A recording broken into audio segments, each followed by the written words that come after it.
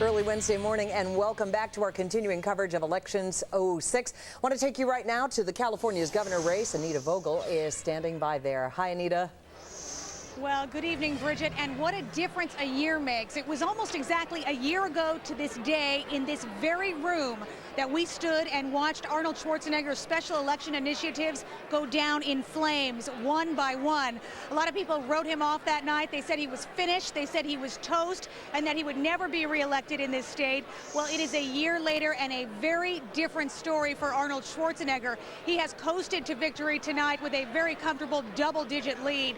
So the big question is, how did he do it? Well, first off, he did something that you rarely see politicians do these days. He got up before the cameras the next day and he apologized to voters for what he basically called a very expensive mistake. He also fired a number of people from his communications staff. He hired a Democratic chief of staff. He promised to work with a democratically controlled legislature, and he backed a number of issues that he resisted for a long time. Things like a hike in the minimum wage, cutting prescription drug costs, and cutting greenhouse gas emissions. As he did those things, he began to see his approval ratings rise. Now here's a clip of what he had to say here earlier tonight. I love doing sequels. I love doing sequels, I tell you. But this, without any doubt, is my favorite sequel. I have to tell you that. What a great night and what a great victory.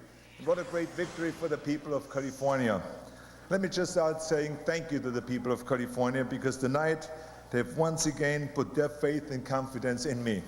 And I promise you, in the next 4 years, I will protect your values and I will protect your dreams. Schwarzenegger's opponent, State Treasurer Phil Angelides, could just never gain any traction against Arnold Schwarzenegger. He trailed him ever since the primary. He basically agreed with so many of the issues on the table that he never could really attack Arnold Schwarzenegger with anything. All of his attacks fell flat. So again, Arnold Schwarzenegger coasting to victory tonight. As the chairman of the California Republican Party said here, the blue tidal wave that had been sweeping across the nation earlier tonight stopped at the Sierra Nevada as well. At least it did for the California governor's race. And we are watching some other very interesting races here on the West Coast, including California's 11th congressional district, where the longtime congressman there, Republican Congressman Richard Pombo, is in the fight for his life. We're watching that race and a number of other ones. That's it for now. Back to you guys in the studio. All right, we will be getting back to you later this evening. Anita, thank you very much. Right now, I want to bring in some of our experts to help us sort everything out for us. So much to talk about. Joining us here in New York, Fox News contributor and Democratic strategist Kirsten Powers, and also with us in Miami, Republican pollster Frank Lutz. Since you're here right next to me, let's start with you, okay. Kirsten. So what did the Dems do right versus what did the Republicans do wrong during the course of this campaign, leading, of course, the Democratic control of the House? Well, I think it all starts at the leadership of the DCCC, and which is the Congressional Campaign Committee and also the Senatorial Campaign Committee. They just recruited great candidates, and these were candidates that were very moderate to conservative, and these are people who are running in red states, and they were able to appeal to independent voters, which were very important, obviously. And I think that really it comes down to that at the end of the day, that these were just candidates that the voters felt very comfortable with, people who were unhappy with the way, even I think you have Republicans voting for them to send a message to Washington that they're not happy with the way things are going, not just on the war, but also on the spending, on the budget, being out of control, and the things that a lot of Republicans don't associate with their party. Let me turn to Frank Luntz, if we can, now. And, Frank, are Democrats, now that they've won the House and won it fairly handily, they may yet still win, or at least tie in the U.S. Senate, are they going to call this a mandate? And if so, what kind of a mandate? From an electoral sense, the House vote is a mandate vote, but from a political sense, it's very hard. Go back to 1994. I was involved with a contract with America, and Republicans won over 50 seats in the House and more than 10 seats in the Senate. And they ran on something. You had a very specific agenda. It was publicized. They advertised on it. They talked about what they were for rather than just what they were against. The Democratic Party did run a good campaign, and they did have good candidates. But their focus primarily was on attacking Bush and, as your colleague said, on sending a message that they wanted change rather than specifying what that change was. that makes it very hard for them to claim that they have a mandate to follow specific policies. Kirsten, less than a minute here, and then we'll come back with more. We're still waiting to find out what happens in Montana and Virginia and what happens to the balance of power in the Senate. Want to make a prediction? Well, it certainly looks like it's leaning in the favor of the Democrats on the couple seats that we're waiting to hear from. But I mean, there's Montana no way to in know. particular. Yeah, and Missouri. So I think we're waiting. We'll have to wait and see what happens. But it looks like it's leaning in the favor of the Dems. Frank, do you agree with that? You're the pollster here? Does it look like that?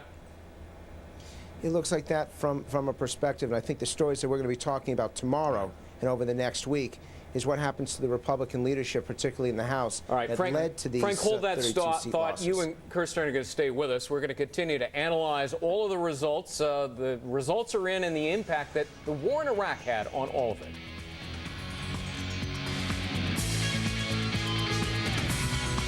Of course, in Iraq. Are we going to see them, a cacophony of calls for the resignation of Donald Rumsfeld now? Well, I think you're starting to hear them already from some conservatives as well as Democrats. So I think that there were predictions just on the panel I was on earlier by conservatives that Rumsfeld will probably resign. So that's going to probably become a non-issue. And I think that the war is going to be a high priority, but Nancy Pelosi has said in her first 100 hours she wants to focus on raising the minimum wage, implementing the 9/11 Commission findings. She wants to get a stem cell research bill that's veto-proof. She's laid out a bunch of middle-class tax cuts. She's laid out a bunch of stuff that doesn't have anything to do with the war. But I think the war will obviously be at the top of the list because I think the voters have made pretty clear that that's a major concern of theirs. Yeah, let's go back to Frank Luntz in Miami. And Frank, were Democrats successful because they were able to make this a national referendum, in particular about Iraq? They made it a national referendum. They had good candidates. Frankly, they just ran a good campaign, but focus not as much on the candidates and focus a little more on the voters. And what you see is a group of Americans that are very anxious and concerned about the future, and they felt that Washington wasn't listening. Comparing 1994 to 2006, there was no sense of accountability from D.C. There was no sense of trimming wasteful Washington spending, no effort to get illegal immigration under control. The voters just looked at D.C. and said, you know what? You don't get me, and so I'm going to get you. Kirsten, you may have John Murtha now making a run to take control as chairman of the Appropriations Committee in the House. That obviously would be yanking the purse strings of funding in Iraq. Mm-hmm. Would you envision an effort by Democrats, led by Murtha, the sort of anti-war leader among the Democrats, to cut funding for soldiers in Iraq? I think any effort like that is going to be slapped down really hard, really fast. That is just not something that the bulk of the people in this Democratic caucus are going to support.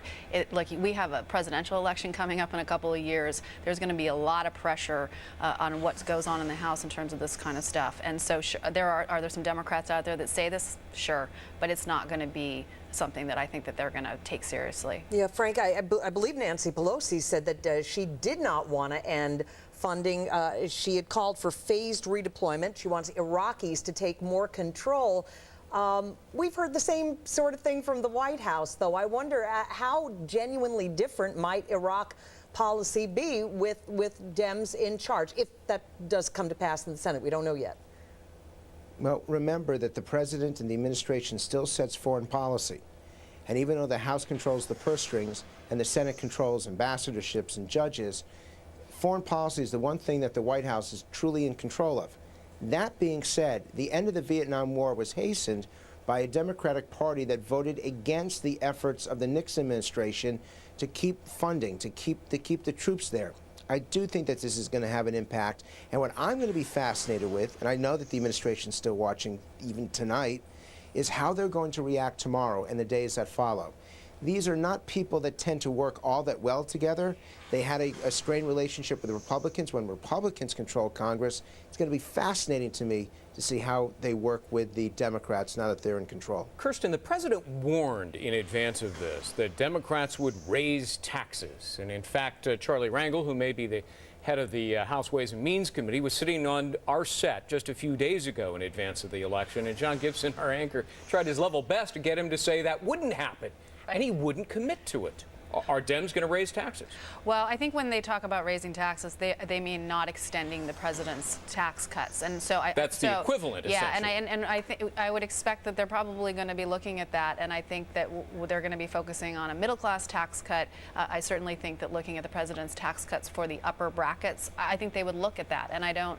But you would agree that's the near equivalent of raising taxes by not extending the Bush tax cuts. Yeah, but I think that they're going to be looking at also cutting back on spending, having some real spending controls put in place, something that the Republicans have not done a very good job on. In fact, they've really driven the budget deficit up incredibly and have just been spending out of control.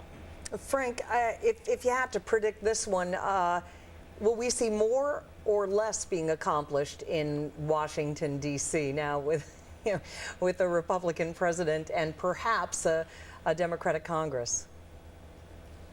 It's so late at night to provide negative or pessimistic information, but there really is. Well, it sounds like, can we get that line back? Can we? I see Frank, but I can't hear him.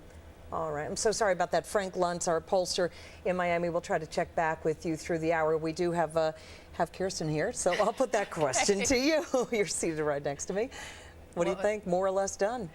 It's hard to say. It's interesting to listen to what Frank said about how this administration doesn't really work well with other people. I do think the Democrats are very interested in working with the administration, and I think they're going to have to work with Republicans because they're going to, they have a very moderate caucus now and a lot of conservative Democrats. They're going to need Republicans to go along with them on things, and so it will be interesting to see if their overtures are rebuffed by the White House or if the White House. The president has a history of bipartisanship back in Texas. In Texas, yeah, but he needs to bring it to Washington, and I think that that's something that he even himself has said he'd like to get back to the way he was in Texas. He gets a demerit on doesn't play well with others on his report card. Yeah. All right. Kristen, Frank, thanks very much. Thank you.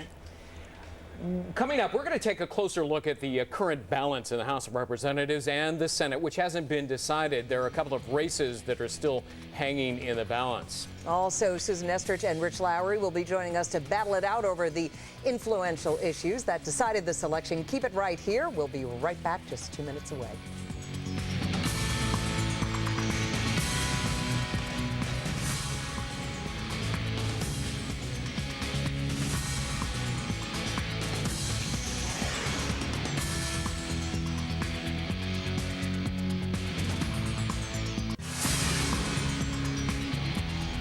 A little after 2:30 in the morning on the East Coast, and election results coming in just about a half hour ago. Fox was able to call the race in Missouri for the Senate candidate Claire McCaskill, and she is joining us live right now from her headquarters. Good to have you here. You said that the state of Missouri elected an underdog. What would you say was the #1 issue that did win it for you? I think people want to change. I think they see a lack of accountability in Washington right now. No one's asking the tough questions. It appears that people are just content out there to point fingers at each other and not get anything done.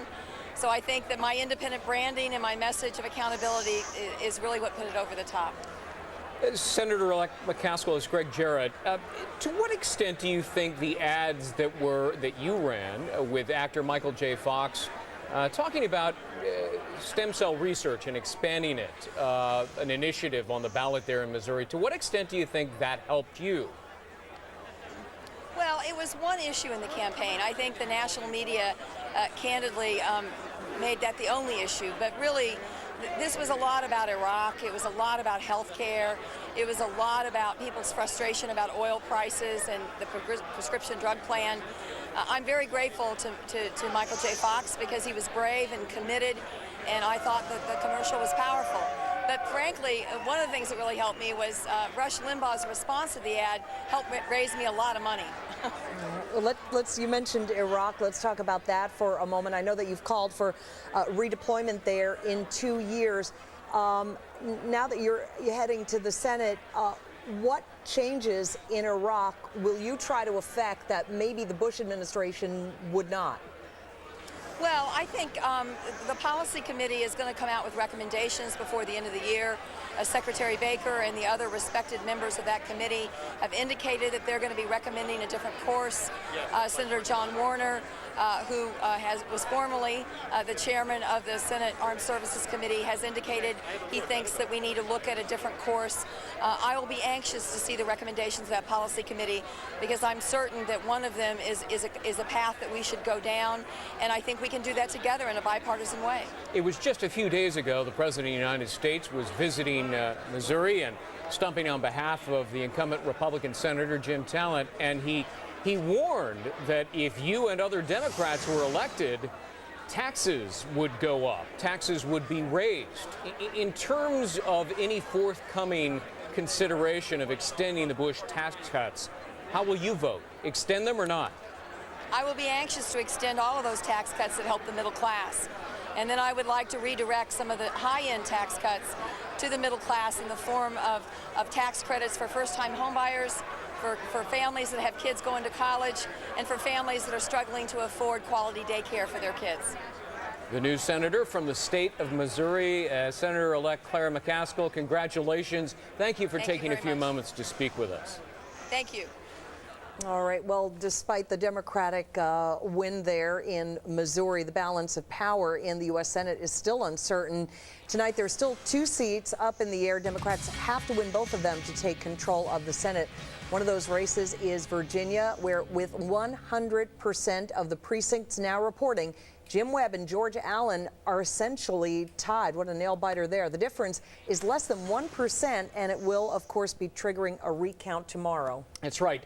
The other one is the state of Montana. We're following it very closely. It is still too early to call the race between John Tester and Republican incumbent Senator Conrad Burns seeking a 4th term. There will still be precincts reporting for the next couple of hours, and while it looks like it is indeed moving toward the Democratic column, at least that's kind of the hunch we're getting from our expert Michael Barone. Still too early to officially call it. Fox News not calling it quite yet. All right, this one has been called in Maryland. The race has been called in favor of Democratic Congressman Ben Cardin over the Republican Lieutenant Governor Michael Steele, but the Steele campaign is refusing to concede.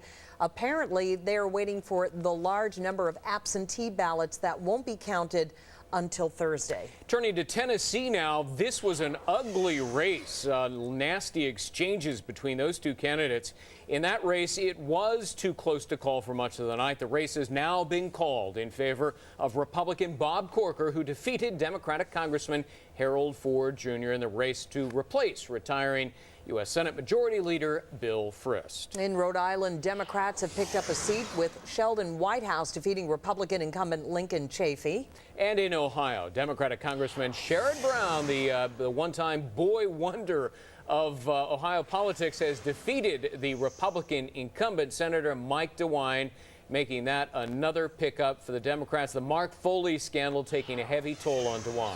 In Connecticut, very simple slogan there, vote for Joe. Yeah. It makes me think of the old diners, eat at Joe's. Anyway, in Connecticut, Senator Joe Lieberman has been elected back to the Senate as an incumbent, defeating the man who beat him in the Democratic primary last August, cable executive Ned Lamont. And Lieberman also beat the Republican Alan Schlesinger. Lieberman also said tonight that he would still caucus with the Democratic leadership despite being elected as an independent. Yeah, one wonders whether he'll be welcomed back into the fold. In the meantime, take a look at this.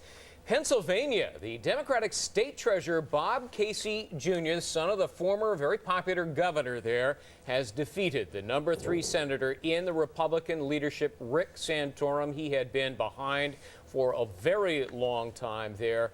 And so this is really no surprise at all. Pretty big win for Bob Casey Jr. The balance of power in the House of Representatives has shifted tonight. As we mentioned, Democrats took control of the House by winning roughly so far 24 seats away from the Republicans, giving Democrats an 8-seat majority. In Indiana, there were several races that we were keeping an eye on tonight. In the 8th District, Democrat Brad Ellsworth has unseated Republican Congressman John Hostetler. That is a pickup for the Democrats in a district called the Bloody Eighth because of the close races in recent cycles. And in the 2nd District of Indiana, where Joe Donnelly knocked off Republican incumbent Chris Chocola. This was a rematch, actually, if you remember your history between the two, after Chocola won in the year 2004. In Pennsylvania, Democrats picked up a seat in the 7th district, where Joe Sestak has defeated Republican incumbent Kurt Weldon, who had been plagued by recent ethics problems. Democrat Chris Carney also picked up a seat in Pennsylvania for the Democrats by knocking off Republican Don Sherwood in the 10th district. Sherwood had been plagued by a scandal of his own relating to a mistress. In Kentucky, Democrats picked up a seat with John Yarmouth defeating Republican incumbent Ann Northrup. In the 3rd district there, Northrup is another Republican who has fought off tough challenges in the past, but tonight it just got the better of her. Connecticut, Democrat Chris Murphy has defeated Republican incumbent Nancy Johnson, who has represented that district for a long 24 years. Big upset there. It was not all bad news for Republicans. In Florida's 13th district, important one for them, Republican Vern Buchanan kept the Republican seat vacated by Katherine Harris. Remember, she went to run for the Senate by defeating the Democrat Christine Jennings. Well, don't go anywhere. We have much more to come. The U.S. Senate control still hanging in the balance. There are 2 states that we have yet to officially call. We're keeping a close eye on them. Could happen any moment. We'll be right back.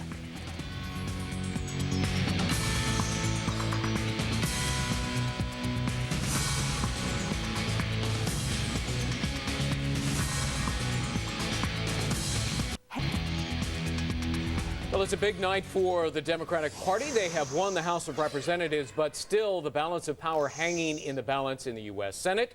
Still 2 seats to call, Virginia and Montana. We're keeping a close eye on those. Let's find out how some key issues influence voters nationwide.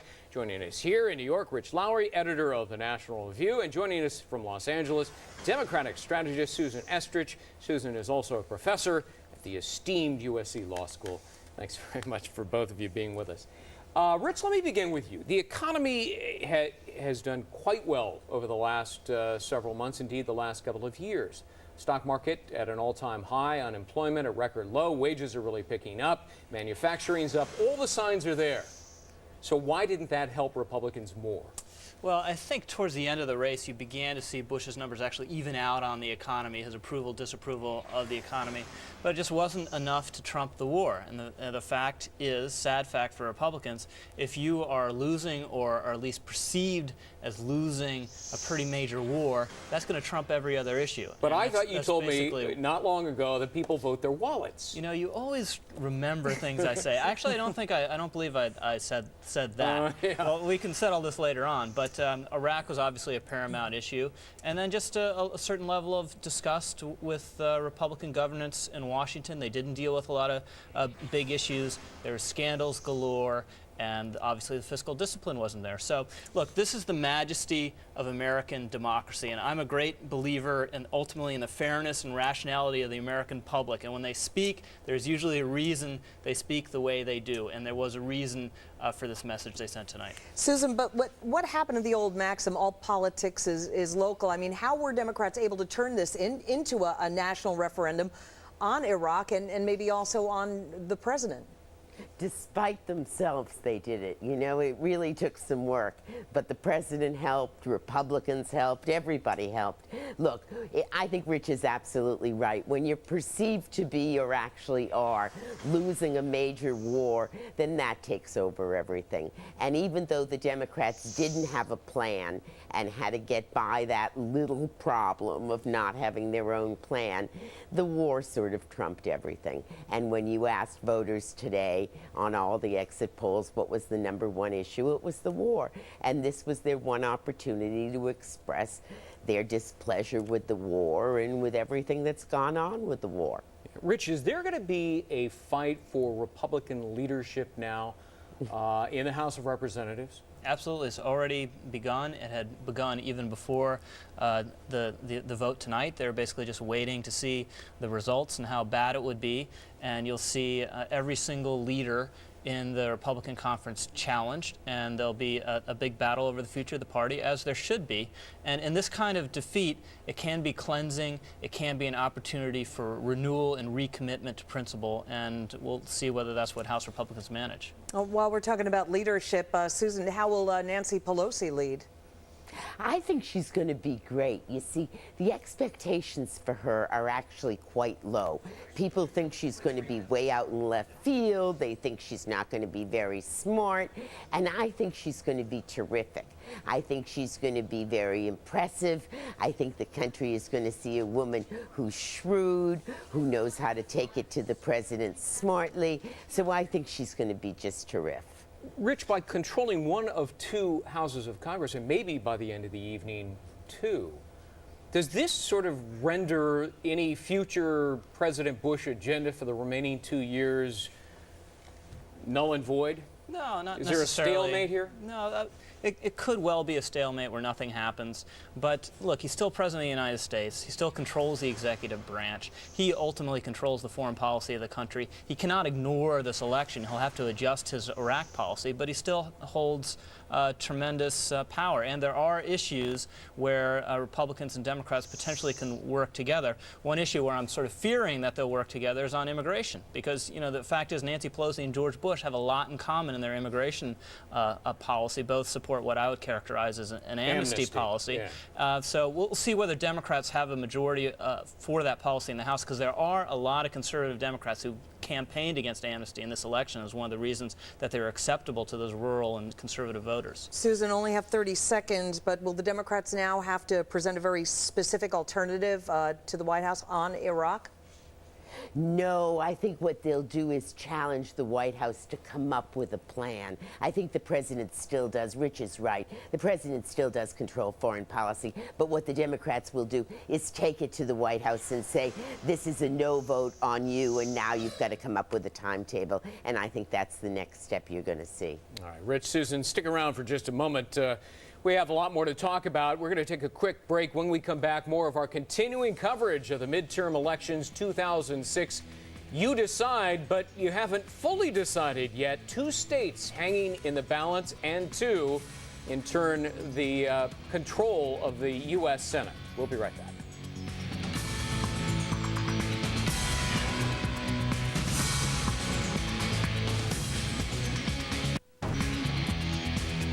Welcome back to our continuing coverage of You Decide 2006. Quick update, the Democrats have won the House of Representatives. They now have an 8-seat lead there. Still up in the air for the United States Senate. We're waiting for Virginia and Montana. Virginia, we could be waiting a long time. There's likely going to be a recount there. But so far, the Democrats have picked up 4 different states, including Rhode Island, Pennsylvania, and Ohio. Back now with Susan Estrich out in California and Rich Lowry here on our set in New York. Susan, sort of the same question I put to Rich, but I want your take on it. Does this now accelerate President Bush's lame duck status? Well, it gives him kind of a challenge, I mean, he's still in charge of foreign policy. He has an opportunity if he wants to work with a Democratic House. I mean, you look at what Arnold Schwarzenegger did in a year, and it's pretty spectacular working with a Democratic assembly out here. I mean, look at him. A year ago, he was toast out here, and tonight, about a mile from here, they're drinking champagne like there's no stopping. I mean, he obviously figured out a way to deal with it, so it's possible to do it. But obviously, it's tough. I mean, everybody in the Senate is going to be running for president right now. The incentive is not for the Democrats to make him look like a hero. So it's going to be tough for Bush. There's no question about it. It's going to be very tough. Rich, I'm just reading a quote off the wires from the press secretary, Tony Snow. Definitely not a champagne kind of situation. Well, maybe there. Other hard liquor, perhaps. And yet quite understated. They have the elections. They have not gone the way he would have liked. That's an understatement. Okay, but now, as Susan pointed out, you concur with this. The White House is still in charge of foreign policy. What changes might we see on the White House's part when we're talking about Iraq? Everybody, Rumsfeld, a lot of people beating the drum there. Are we going to see that? Well, I think on Rumsfeld, my guess is that he ends up going. I don't think it's going to be President Bush tomorrow marches out at his press event and fires Don Rumsfeld. I think by the end of the year, Rumsfeld will decide to spend more time with his family. But the fact is, I think after this election, one way or the other, the Iraq policy needed a fresh start. So I don't want to minimize the result here, but it's just greater impetus to changes that had to happen anyway. And They've been tweaking over the past They've been tweaking, but everyone sort of yeah. expected something bigger after the election. Whether it's actually sending more troops, as General Casey has begun to publicly muse about, to really try to lock down Baghdad, or whether it's some of these ideas you've seen floated with the Baker Commission. But I think Bush, ideally what I'd like to see him do, more troops to Baghdad. At the same time, he reaches out to more responsible Democrats on this issue, Joe Biden, Joe Lieberman, and others, and say, okay, what are your ideas? I throw it open. I'm willing to consider anything that's fresh and might make sense, and try to put together bipartisan support for a real last throw to try to make this thing work. Maybe try to beat the Baker Commission to the punch, even. Yeah. Also, I think it'd be embarrassing if the Baker Commission has to come up with new ideas, and it plays as though Bush is totally out of it, can't come up with ideas on his own, and has to rely on this commission. If the Baker Commission has good ideas, they should be not, top secret. Other people should be able to figure it out within the administration. Well, they were coming up with new ideas anyway. Susan, back to you. In these kinds of things, there are always winners and losers. On the Republican side, the losers are probably Karl Rove and Ken Mehlman, who headed up the re-election.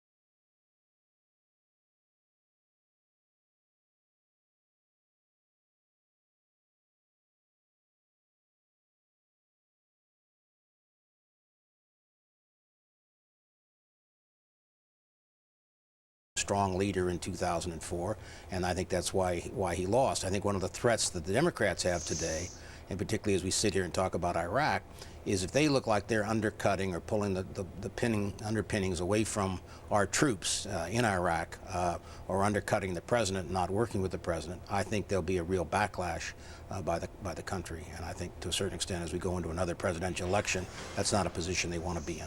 Marianne, the Dems have already won the House. If they win the Senate, will they regard this as a mandate to vote against extending the Bush tax cuts?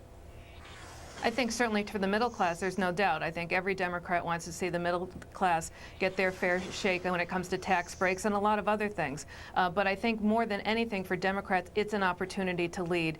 They heard the voters, they listened to them, and voters said, we want change and we want problems fixed. We're sick of the political infighting. We're sick of the finger pointing. It's time to fix these problems. So Democrats now have to step up, fix problems, not pick fights, and really lead. And if they do that, they'll be rewarded more. If Democrats don't do that, they could end up 2 years from now in the same situation the Republicans are in tonight. I think the even bigger question is which direction is George Bush going to go? And I think we'll get a sense of that tomorrow afternoon. It'll be fascinating to see what choice George Bush makes. Ed, as you pointed out, veteran of politics, was there any one race or any one thing that surprised you tonight? Well, there are a number of very good people who survived past challenges. As I look through the list of members of Congress, Northrop was one, who Wilson was another, Clay Shaw was another. You know, long distinguished careers. Nancy Johnson, and I think all of them are victims of the war and of Bush's unpopularity as opposed to anything they did themselves. And I think to a certain extent the Congress loses a lot by losing people like that. I think at the end of the day there was a classic overconfidence. There's not a person on either side of the aisle who can't read polls. And I think Carl has been tone deaf. I think Carl had such a confidence in the get out the vote effort that there's not a person who couldn't read a poll and say, my goodness, we're in trouble a year ago. And the premise was, all right, we're going to turn our vote out. We have this super machine. And they forgot one very serious element of that, and that's the independent voters. Historically, independents don't vote in midterms, but if you were tracking polls, independents were very unhappy and paying attention because of the war. In the presidential election, they broke 50-50. In this election, they broke 2-1 against us, and obviously that's much of the margin of the defeats. Thanks for being with us at 3:29:58 in the morning. Marianne Marchette Rollins, as always, thank you so much. Thank you. Thank you. Don't go away. We have a lot more to cover tonight in the U.S. Senate. The Democratic Party has picked up 4 of the 6 it needs to remain. We've got it covered for you. We'll be right back here on You Decide 2006.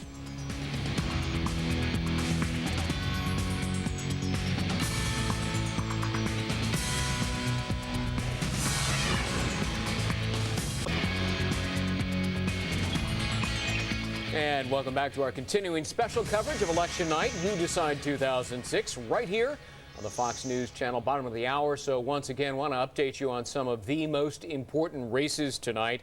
Let's begin with the U.S. Senate. The balance of power still up in the air as we continue to wait on 2 critical races.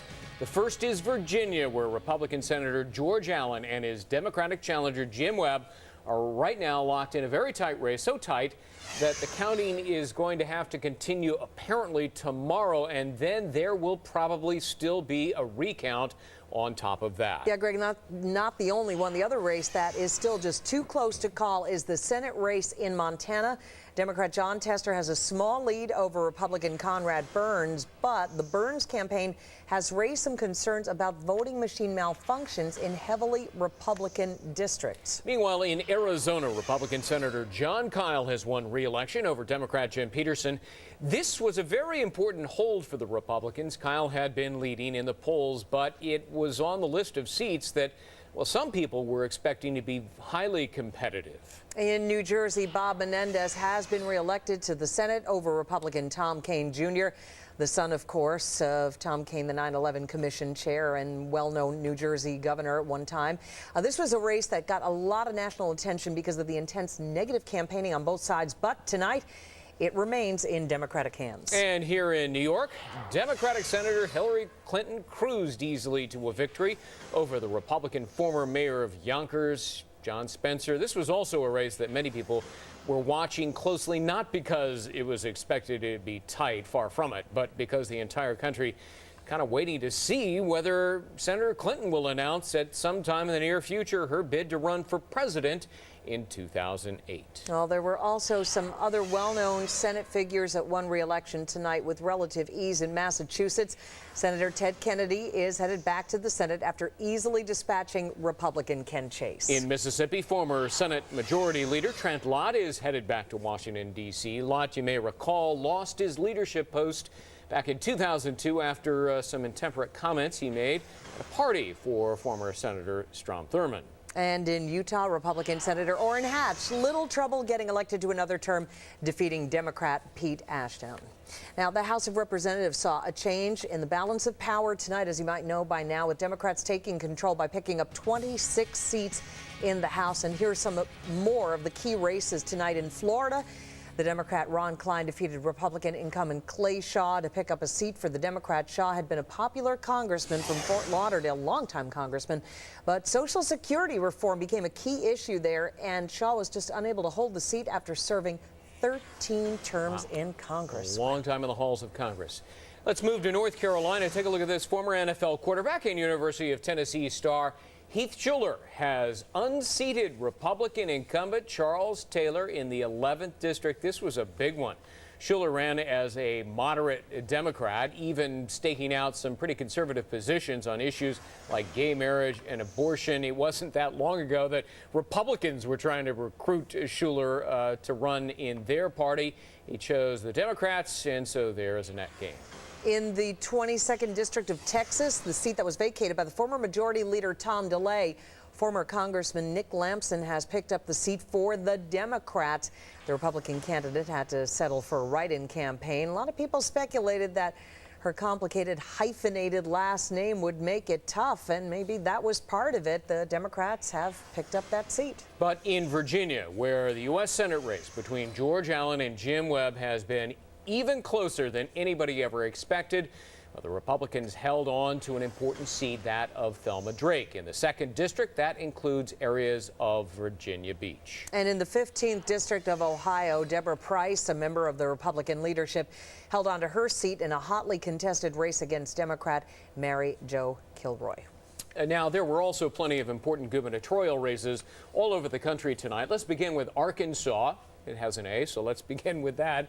Democrat Mike Beebe has defeated former Republican Congressman Asa Hutchinson, a former Undersecretary for Homeland Security, for the right to replace Governor Mike Huckabee, who is rumored to be considering a run for president in 2008. Bridge, didn't he run the New York City Marathon just a couple of days ago? Did pretty well, I think. Well, yeah, I guess so. Gosh, in Florida, Republican Charlie Crist will succeed Jeb Bush after defeating Democrat Jim Davis. This was a race that got a lot of national attention in the past few weeks, as some poll numbers predicted the race was getting very close. But Crist held on, and the governorship will stay in Republican hands. And wasn't that the race where President Bush came out there to campaign? Right. Crist wasn't there. Karl Rove wasn't too shy about being peeved about that, but, well, there you go. It may have been a good strategy. He needed to pick up votes on the opposite side of the state. He stayed there. The president picked up the rest, and he won.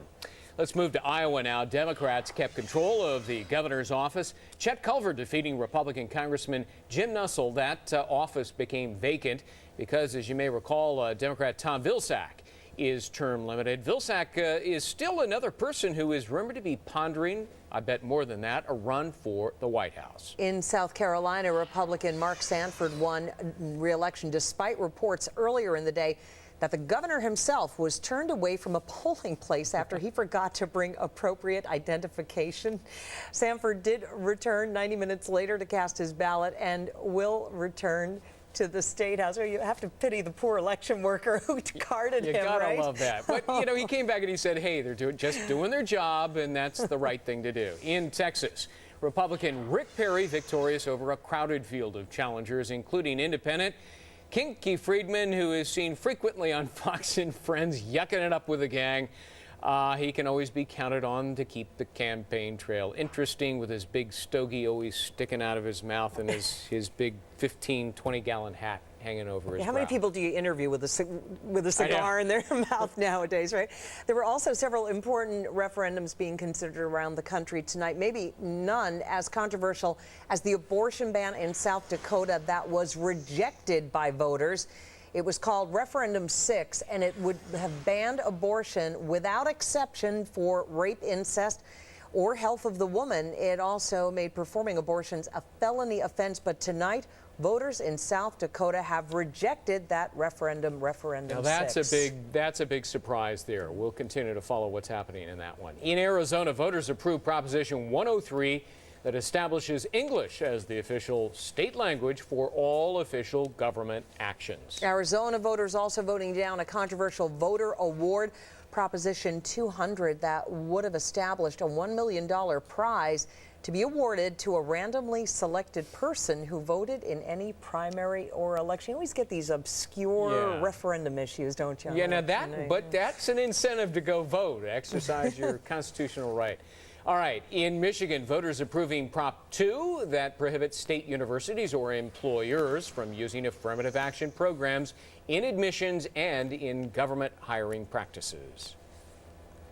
Immigration was a pretty hot issue this year round, and perhaps the GOP's tough stance wasn't exactly what Americans were going for. On the other side of the break, we're going to take a closer look at one Arizona race that may explain all of that. So much more to come, and a couple of Senate races still up in the air at this hour. Keep it right here. As soon as we get the results, you'll get them. You're watching Fox News Channel.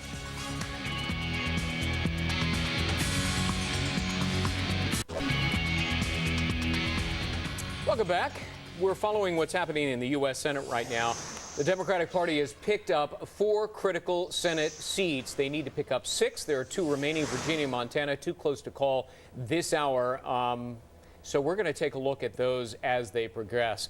But let's take a look at Arizona. This race out of Arizona's 8th district, Democrat Gabrielle Giffords came out on top of Republican Randy Graff. Graff, a former Minuteman, seemed to prove too conservative for many people to accept.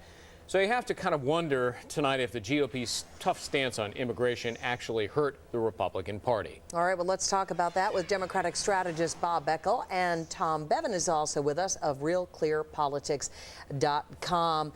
Hi to both of you. Bob, to you first. How large a role did immigration even play in this election?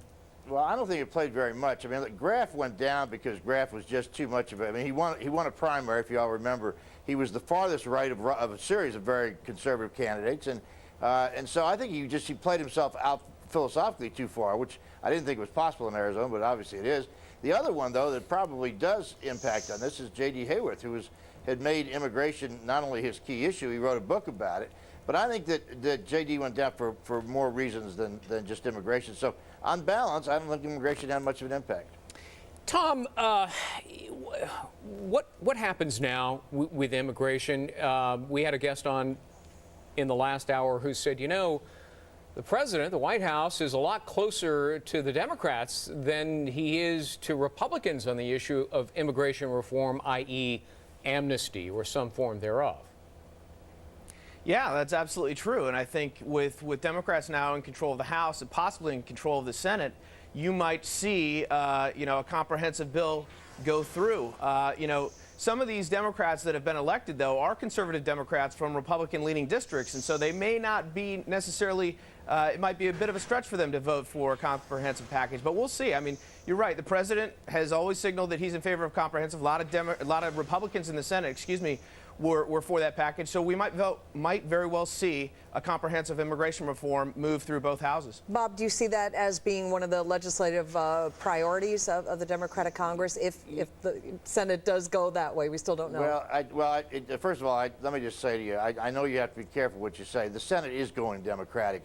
The precincts that are out in Virginia, I know that state cold, and it's only going to increase Webb's margin. The question then is absentee ballots. Now, that could make a difference. And in Montana, the stuff that's out, it's going to be a Democratic Senate. Let me just put it to you that way. And I think, frankly, the only thing that George Bush and these Democrats can get along on probably is on the immigration bill that George Bush supported, which most of the Republicans left him over. That's one thing. But I also want to make another point, which I think my friend from Real Code Politics, by the way, you got a great website. These people who've been elected, these Democrats, are pretty much moderate to conservative. They are going to increase what's called the Blue Dog Caucus in the Democratic Congress in the House by a number that's going to exceed the Black Caucus. And these are not people who are going to go down a liberal agenda. In order to get reelected, they can't do that. I mean, you are now seeing, I think the hidden story of this race tonight was the House of Representatives for the Democrats have moved the Democrats 20 degrees more towards the center. It may mean that polarization will go away a little bit, and if we can finally get rid of this silly red state, blue state notion. I mean, I'm so tired of it. It's amateur politics, political analysis. It doesn't exist. I mean, first of all, if someone wants to stick with it, explain to me what Ohio is now. It was red yesterday, it's blue today? I mean, it's crazy. It's a silly notion. Yeah, Bob, I noticed you're wearing a red and blue today. Yes, I am, but just to make my point. Thank you, Greg. I appreciate that. Always it's trying also to 3:30 in the morning. Always trying to make everybody happy, aren't you, Bob? I certainly am. Well, I'm a happy man tonight, Greg. I mean, you and I have been through this for the last 2 years, buddy. I mean, this has been a lonely, being the only liberal at Fox is a little tough, you know? I got to give credit where credit is due, too, because, Bob, you called this one a long time ago. You weren't the Lone Ranger, but you were one of the first people I recall who really said this was going to happen, and it does appear as it's going to happen. Tom, do you agree? Does it look trending in both Montana and Virginia toward Democrat, and that means 51-49? Yeah, I think so. I mean, anytime you fall behind in a situation where Allen is, unless the absentees pull him back in front, that's going to go to a recount. You don't want to be behind in a recount. Those votes will get certified, so that's not a good place to be. And I agree. I think Montana, the stuff that's out in Montana is probably going to, I think, keep Tester in the lead. And you will see the Democrats have run the table in the Senate, with the exception of Tennessee, and probably will take it. All right. Listen, guys, want to ask you to stick around with us if you could.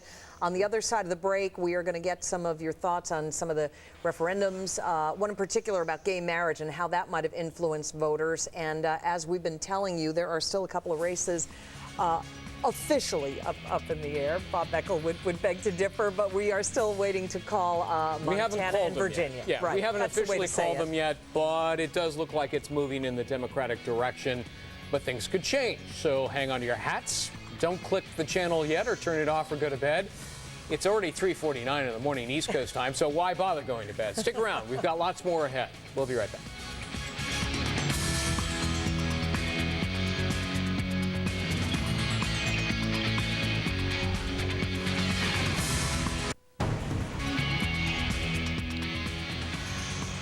Democrats have won the House, but in the Senate, 2 remain. Take a look at them. There they were in Virginia and Montana.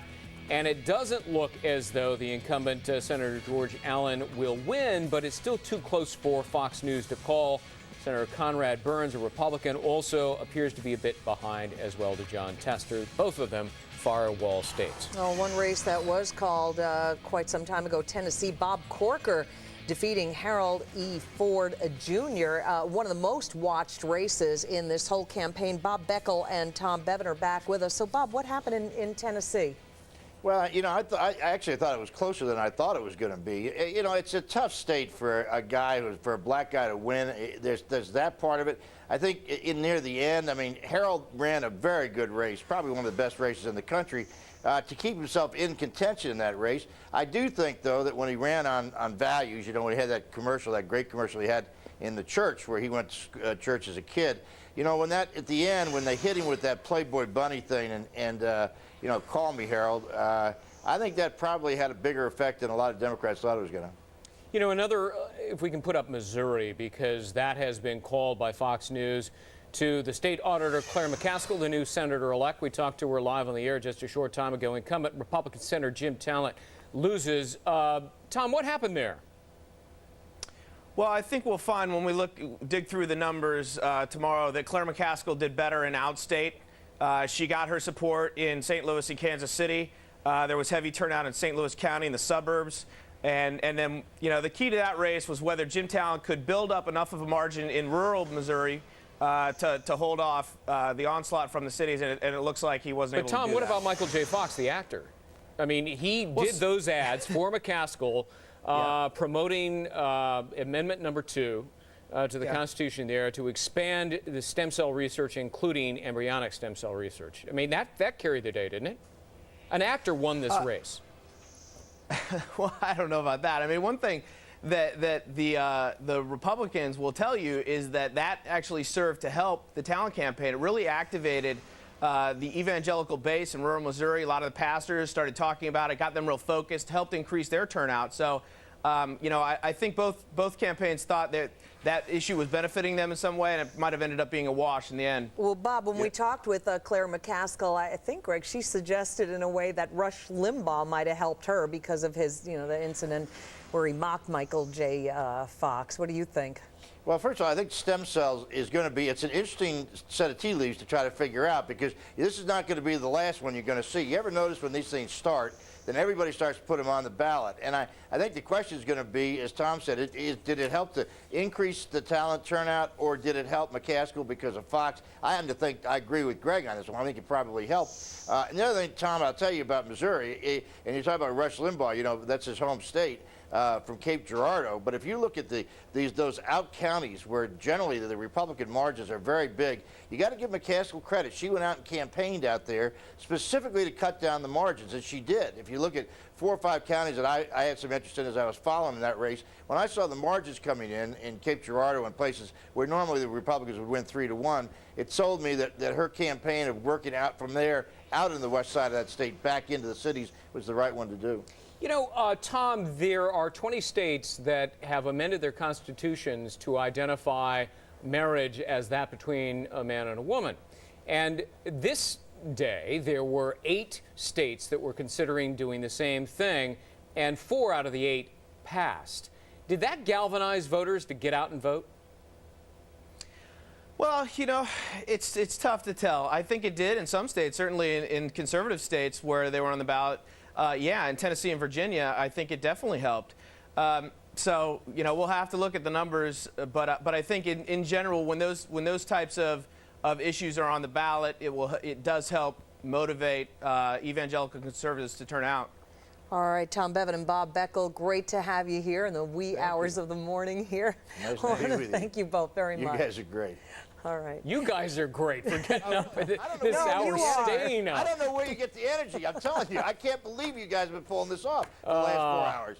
Yeah, really. Just be careful. Thanks. Don't drive home, okay? Get somebody to take you home. Don't go away, everybody. Lots more to come right here on Fox News. 2 states haven't decided yet.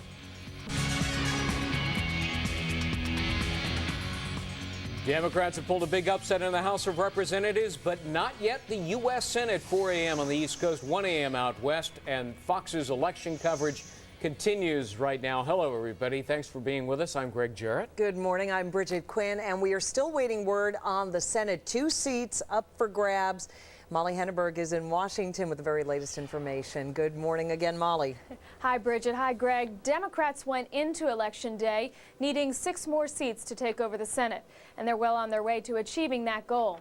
Let's take a look at a map of Democratic pickups as well as the 2 states still in play. We'll start east and go west. Democrats picked up seats, which you see here in blue, in Rhode Island, Pennsylvania, Ohio, and then in the wee hours of the morning, Missouri. That's 4, they need 6. Republicans were able to hold on to a Senate seat in Tennessee, seen here in red. But still up for grabs, Virginia and Montana, highlighted in yellow. At this point, the Democratic candidate is leading in both states. In Virginia, Democratic candidate Jim Webb is declaring victory. He's ahead by several thousand votes out of 2.3 million cast. I believe it's 8,000, about now 8,000 votes he's ahead by out of the 2.3 million cast. The state is too close to call, but Webb told supporters election night, quote, "The votes are in and we won."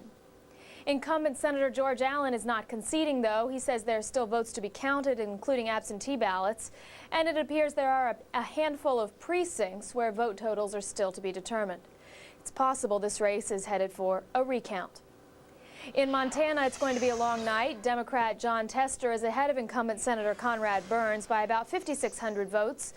A new last-minute voter registration program, as well as computer problems, have slowed election results tremendously. For example, in Flathead County, Montana, election computers failed, so ballots are being counted by hand, and we may not have results for several more hours. So Democrats have picked up 4 of the 6 seats they needed to take over the Senate and are leading in the 2 remaining states that they still need, Virginia and Montana. Bridget and Greg? All right, Molly, so okay, Montana, Virginia, we still haven't called those races, but just again, if you could give us the count in the Senate right now as it stands. Right. As it stands right now, it's 49-49 if you count the 2 independents in with the Democrats, and they tend to caucus with the Democrats. So 49-49. If the Democrats hold their leads in the 2 remaining states that you see in yellow, Virginia and Montana, it would end up being Democrats 51, Republicans 49. And just to give you a sense of where we've come, before today, it was 55 Republicans, 45 Democrats, and including 1 independent. So, Molly, in the Virginia race, I mean, at one point in time, it was about 1,700 separating them, which invited, and I think now you've said about 8,000, although it's not all completely counted. What's the rule there on an automatic recount? Is it somewhere in the neighborhood, if it's less than 1% of the total votes cast, then there's an automatic recount? Is that it? if it's less than half of 1%, then an automatic recount. Well, it's not automatic even. I don't think the law makes it automatic. I think if it's less than half of a percentage, the person who's trailing can request a recount and it happens. If it's under 1 percentage point, then the trailing person can again ask for a recount. But if it doesn't go the way of the person who's behind, then that candidate has to pay for the recount. Right. So I guess it's free if it's under half a percentage, and the challenger has to pay for it if it's less than 1%, and the challenger loses. But it can otherwise be waived by the apparent loser in any case, and George Allen might consider doing that. Too early to know. Okay. Right. Molly Hindenburg, live in Washington. Molly, thanks very much.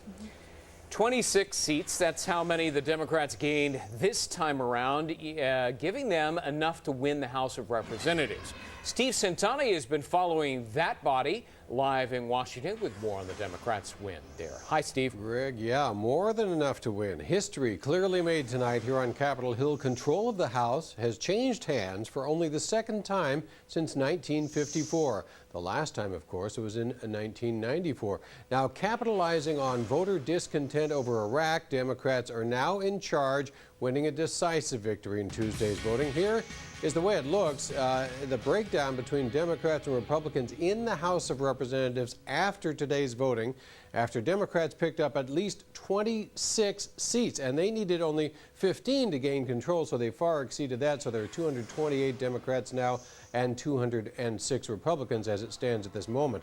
And that means the next Speaker of the House is very likely to be a liberal Democrat from San Francisco, Nancy Pelosi. She's the first woman ever to hold the job. She said Americans voted for a change of direction on Tuesday. She promised an open, honest, and ethical Congress, a clear reference to the scandals that have rocked Capitol Hill, including Congressman Tom Foley and lobbyist Jack Abramoff.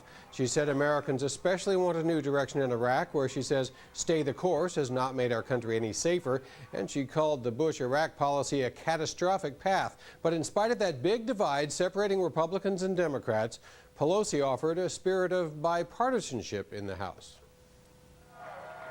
We are prepared to govern, and we will do so working together with the administration and the Republicans in Congress in partnership, not in partisanship. Now, Democrats are likely to push for an immigration policy, a higher minimum wage, a better prescription drug program for seniors, and of course a different course in Iraq. That could include a phased redeployment. That would send some troops back home to the U.S., others to Afghanistan, where the Taliban are threatening to regain control. Maryland Congressman Steny Hoyer is one of those who spoke out tonight, saying we need a change of course, not to stay the course. So a lot of Democrats and a lot of voters agreeing that something needs to be done with the Iraq policy. Republicans are fairly quiet tonight, accepting the loss, hoping to regain control of the House 2 years from now. The House Minority Leader John Boehner may be in danger of losing his own job, and he did react to the Democratic victory tonight by issuing this statement. He said, "I'd like to congratulate House Democrats on a hard-fought campaign. We are deeply disappointed," he says, "in the outcome, But as Republicans, we must recommit ourselves to the principles that brought us to the majority and renew our drive for smaller, more efficient, more accountable government. Given the fact that many of the Democrats who were elected tonight are fairly moderate, it's unlikely there will be any divisive investigations of the Bush administration or any cuts in funding for the war in Iraq.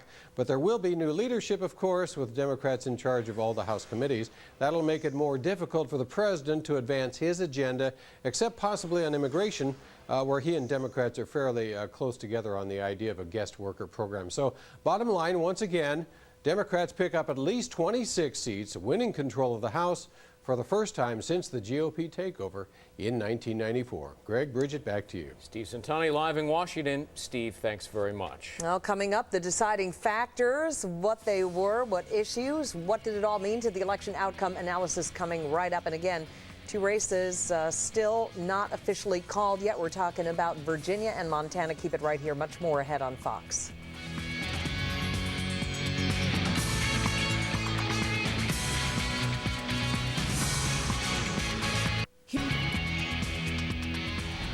Well, if you went to bed before the results were all in and you're waking up just joining us, good morning to you. And there are two Senate races that still have not officially been called. We're talking about Montana and Virginia, a couple of squeakers there. The Democrats, though, undisputedly won back control of the House for the first time in more than a decade, picking up 26 seats. Let's talk about the results. Here with us in New York, Democratic pollster Doug Schoen, and in Sacramento, Republican strategist Karen Hanratty. Doug, to you first. Sure. Montana, Virginia, we had Bob Beckel on a little while ago and said, hey, look, maybe you haven't officially called it yet, but it's over for the Republicans in those states. Do you agree with that? Yeah, I looked before I came on, Bridget, at where the votes are out. And the votes are out in areas that both Tester and Webb are strong. So I expect both will win narrow victories. If that happens, the Senate goes Democratic, and a big victory becomes an even huger win for the Democrats. Karen, let me have you react to this lead line, Associated Press. Democrat gains in Congress seen around the world Wednesday as a rejection of the war in Iraq and led some to expect a reassessment of the U.S. course there. Is that the inexorable result?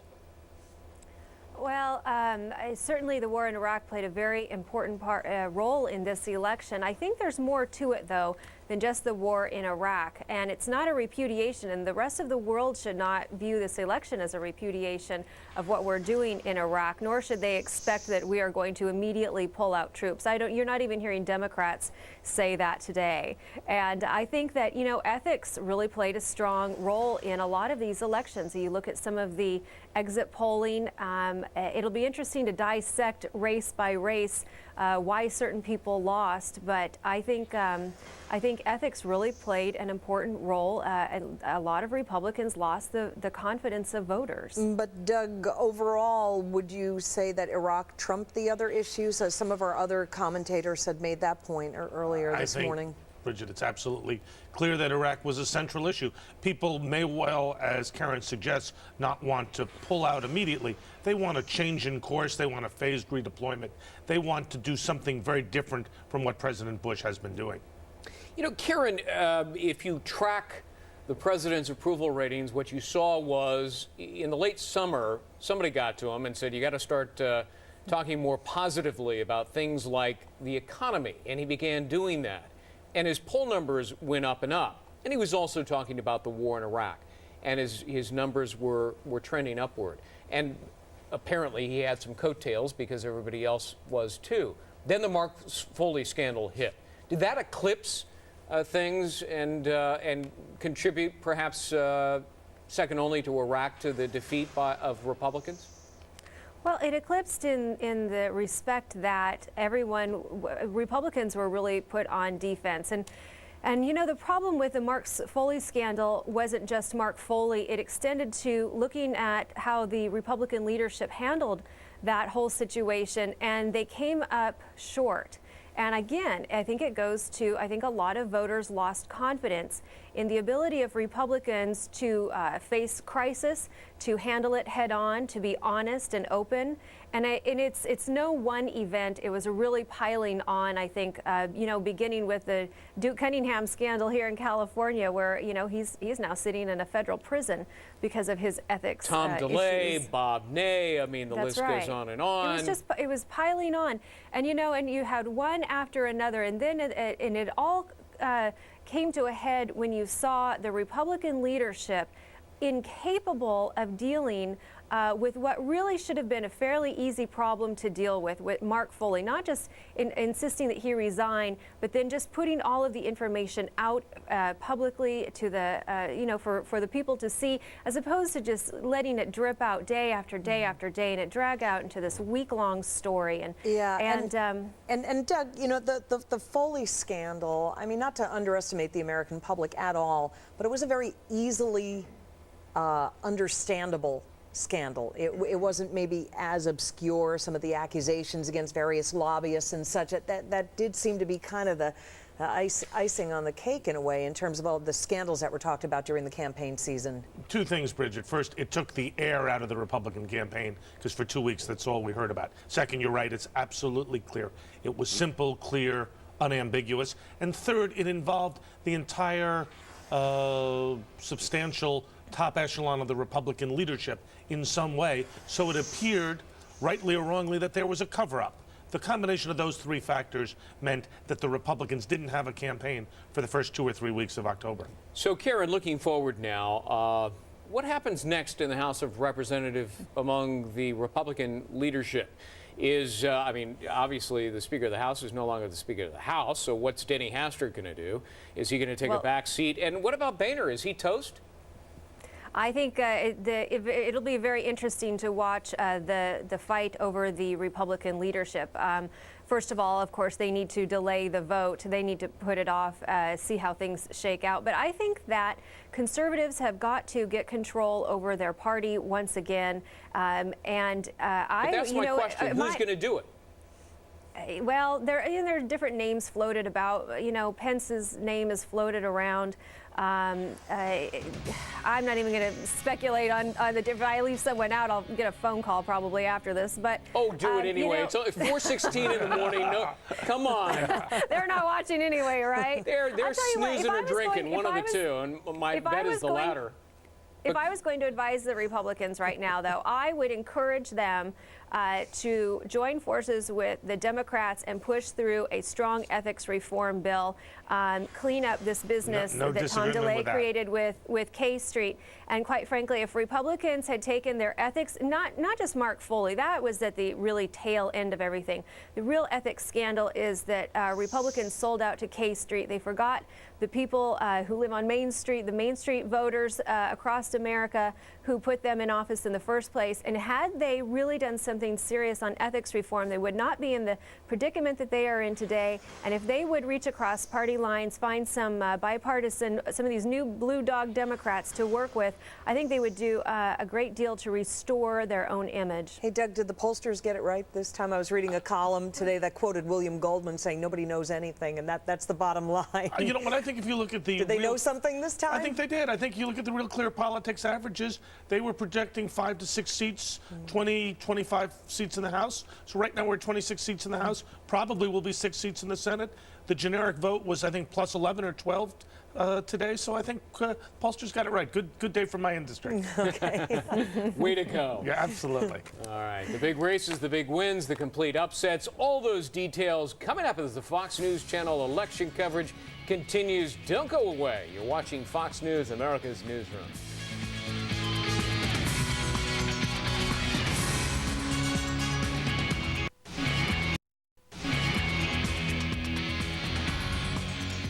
Welcome back. Here's the headline. The Democrats have won the House of Representatives, the first time since 1994 that they've taken control. And here are the states that they have, they've picked up. They have picked up in Missouri, Rhode Island, Pennsylvania, Ohio. Virginia and Montana, though, are the two states which are, at this hour, too close to call. Joining us once again to talk about it, Doug Schoen, Karen Hanratty.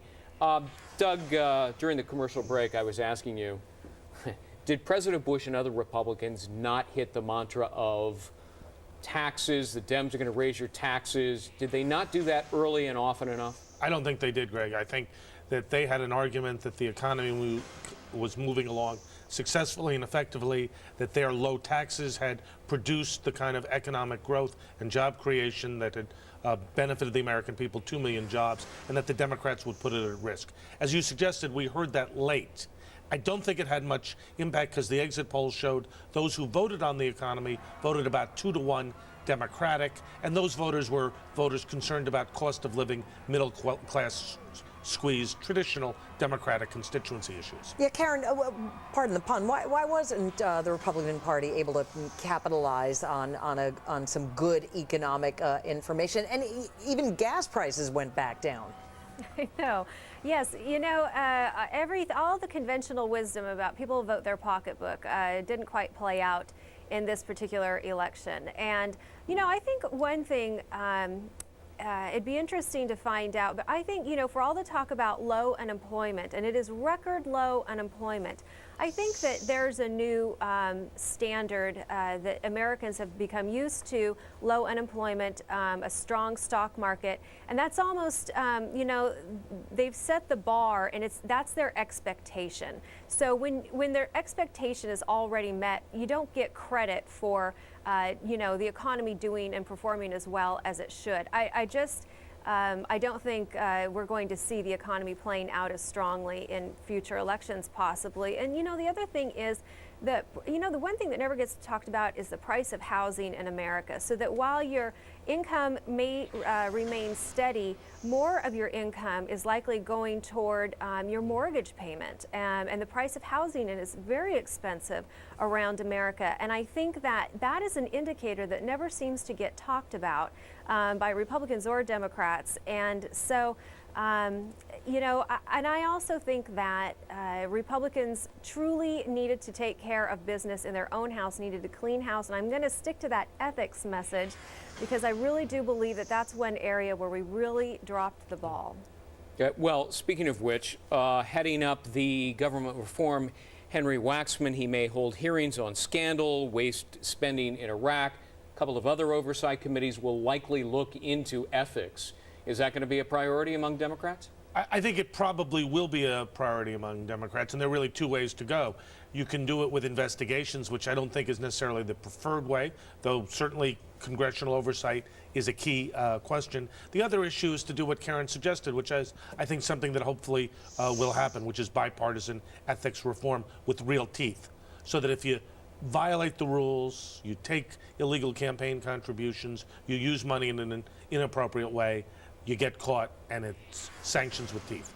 Nancy Pelosi, Karen, seemed to want to quash any talk of any of the more radical notions like the impeach Bush stuff. She seemed to, you know, put a stop to that before it really even got started. I guess the bigger question, though, is how will she and President Bush get along? Well, you know, for all of her talk about working in a bipartisan manner with the president, she's going to have to stop going around on national TV calling him incompetent, because it either, you know, it raises the question her own sincerity, or why would she want to work with someone who she thinks is so incompetent? She's not creating a real friendly atmosphere there. So, you know, look, she's been, and probably a lot of it is just election year campaign talk. She's playing up to her base. That's what they want to hear. But she's got to put that rhetoric aside if she's serious about working with the administration on finding a change of direction in the war in Iraq and how they're going to handle that. This vitriolic rhetoric coming out of her has to stop. And, you know, it's not just Nancy Pelosi. It may be Harry Reid, who may be the majority leader in the U.S. Senate, depending upon how the last two Virginia and Montana states turn out. I mean, this is a guy who is the equal of Nancy Pelosi when it comes to caustic, critical comments of President Bush. He's issued more apologies for some of the over-the-top comments he's made. Can he get along with the president if he's the majority leader? Well, I think he certainly will and will have to, but I also would point out, given the election results and the poll results we've seen, a majority of the American people do believe that there are serious problems with the performance of the Bush administration. And while Karen might not like to see the president referred to as incompetent, there's very little about our policy in Iraq that could well be called, sadly, successful at this point. So the American people really offered a judgment of non-performance to the Republicans, and I think we all hope that bipartisanship is the rule of the day. Karen, the president is expected to speak during the course of the morning. What would you like to hear him say? I think, well, I hope that the president can extend, I think he needs to extend a hand to the Democrats. And not that I have any interest in a lot of the Democratic policies that we're hearing about, but one message that I think we did get out of the election tonight is if you look at the Democrats who won seats tonight, they're fairly conservative Democrats. These are not hardline liberal Nancy Pelosi, Harry Reid Democrats who won tonight. These are Democrats who could very easily be a Republican on a good day. So I think that the president needs to recognize that. I hope he extends a hand of bipartisanship to them and shows the American people that the Republicans can work with Democrats and we can get something done and we can have a successful Congress, but we're going to do it on these more conservative principles that the new freshman Democrats are bringing in, and not the Nancy Pelosi liberal priorities. We've almost, Doug, ignored some of the gubernatorial races, a huge pickup by Democratic candidates as well there. That's important for no other purpose than redistricting, right? Two purposes, redistricting, also presidential politics. Because when you're a Democrat or a Republican running with a governor of your own party, it means that you have a built-in campaign organization. So the Democratic pickups in the State House are going to help in terms of redistricting for the state legislatures and the Congress, but also in 2008 as we go into a closely fought contest. All right, Doug Schoen, Karen Hanratty, thank you both very much. Again, early hours of the morning. We have much more to come. As we've been telling you, we are still waiting to call a couple of important Senate races. Of course, we're talking about Virginia. Real squeaker there, although Jim Webb has a declared victory, essentially. Also waiting for an official call on Montana. So 2 Senate races still, I guess you could say, up in the air. They are indeed. Plus, we're going to take a look at how some of the ballot initiatives may have played out in this important You Decide 2006 election. Back in a flash. Stay with us.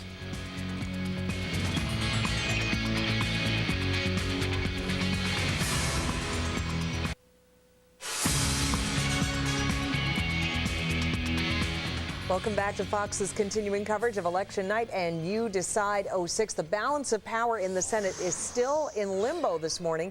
Democrats did pick up 4 of the 6 seats that they needed to take control, but there are still 2 seats out there tonight. That's right. The race that everybody is talking about tonight is in Virginia, where incumbent George Allen and challenger Jim Webb are locked in a dead heat this hour. Some of the precincts in Virginia did not even finish their count today. They're going to have to continue sometime tomorrow, but the separation is so tiny, we may not know the results from this race until later in the day at the earliest. That's right, at the earliest. And the same is true in Montana, where the race looks like it is trending toward the Democrat John Tester over Republican incumbent Conrad Burns. The difference between them is still very small, and there are reports of some problems with voting machines, and that race is still too close to call. In Missouri, Democrat Claire McCaskill narrowly defeated Republican incumbent Jim Talent in a race that lasted late into the night. She's the state auditor, and she may have won in some small or large part due to actor Michael J. Fox, who ran those ads there,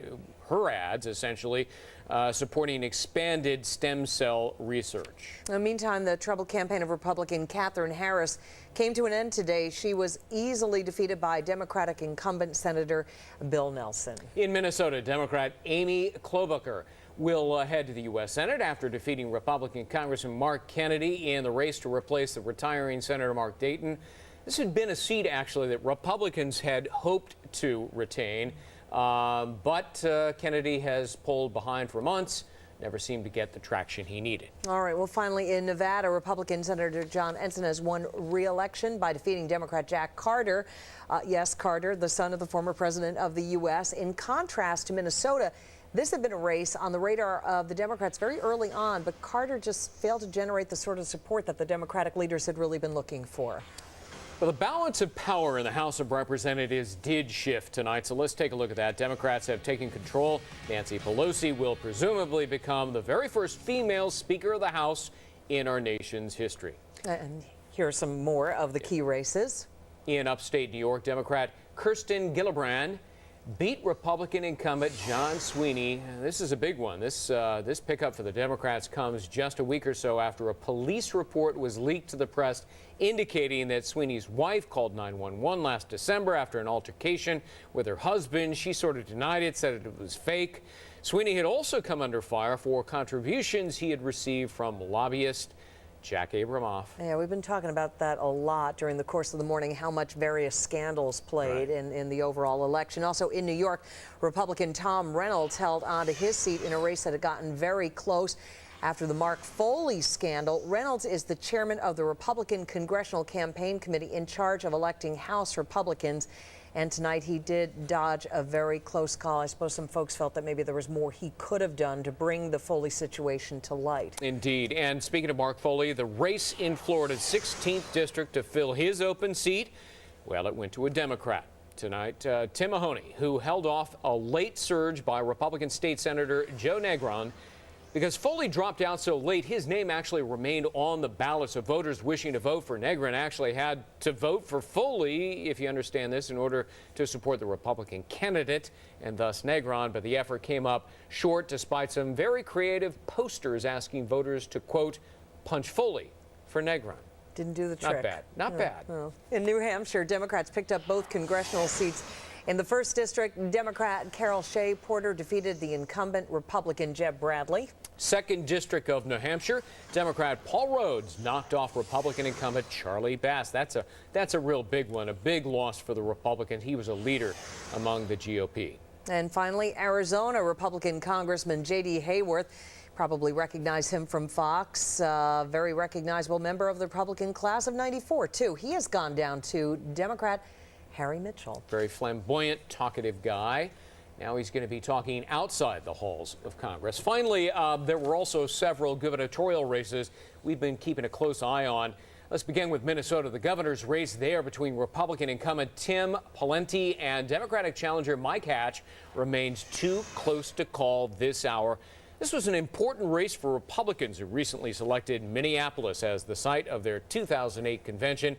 Having just lost an open Senate race there, they're eager to avoid a clean sweep in the land of 10,000-plus lakes. In Tennessee, Democratic Governor Phil Bredesen had no trouble winning re-election despite the Republicans winning the Senate race between Harold Ford Jr. and Bob Corker. To New Mexico, Democratic Governor Bill Richardson, no surprise there, easily winning re-election. He's another figure whose name always comes up as a possible candidate for president in the year 2008. You know, we all remember it too well from the 2000 election, the never-ending saga, ballot recounts. You remember Tallahassee. Well, it's a whole different phase of election season, and we're going to take a close look at the possible problems to come in this particular election. Instead of Tallahassee, who knows? Maybe it could be Virginia. Maybe Montana. Maybe Montana. Those are the two states that still haven't decided the Senate seats and thus control of that body of Congress. We'll be right back.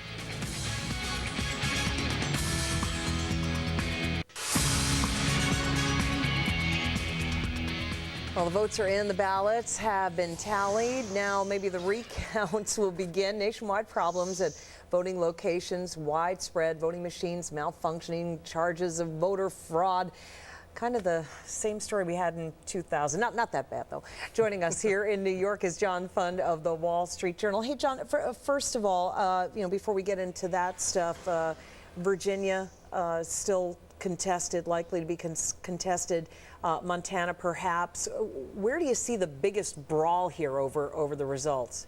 Well, any place that's within the margin of litigation, which is what I call it. Virginia, by the way, this is deja vu all over again. 1 year ago, in the Attorney General's race in Virginia, they went to a recount. It was not decided for about 2 or 3 weeks. It may take that long to decide this Senate seat.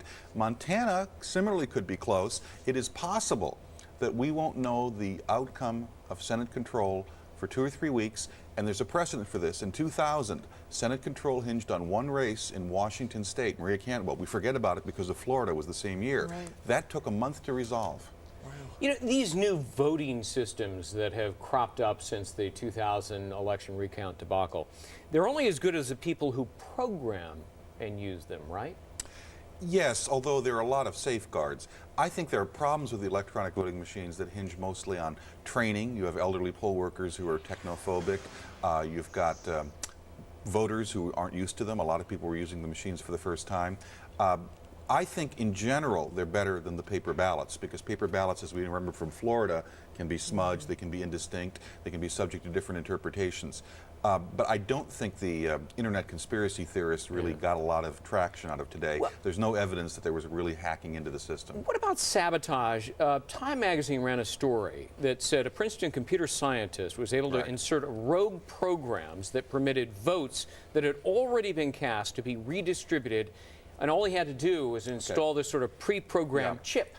You know, remember those late night things where they shove the slice and dicers and all of those interesting little gizmos? They never quite work the same when you bring them home.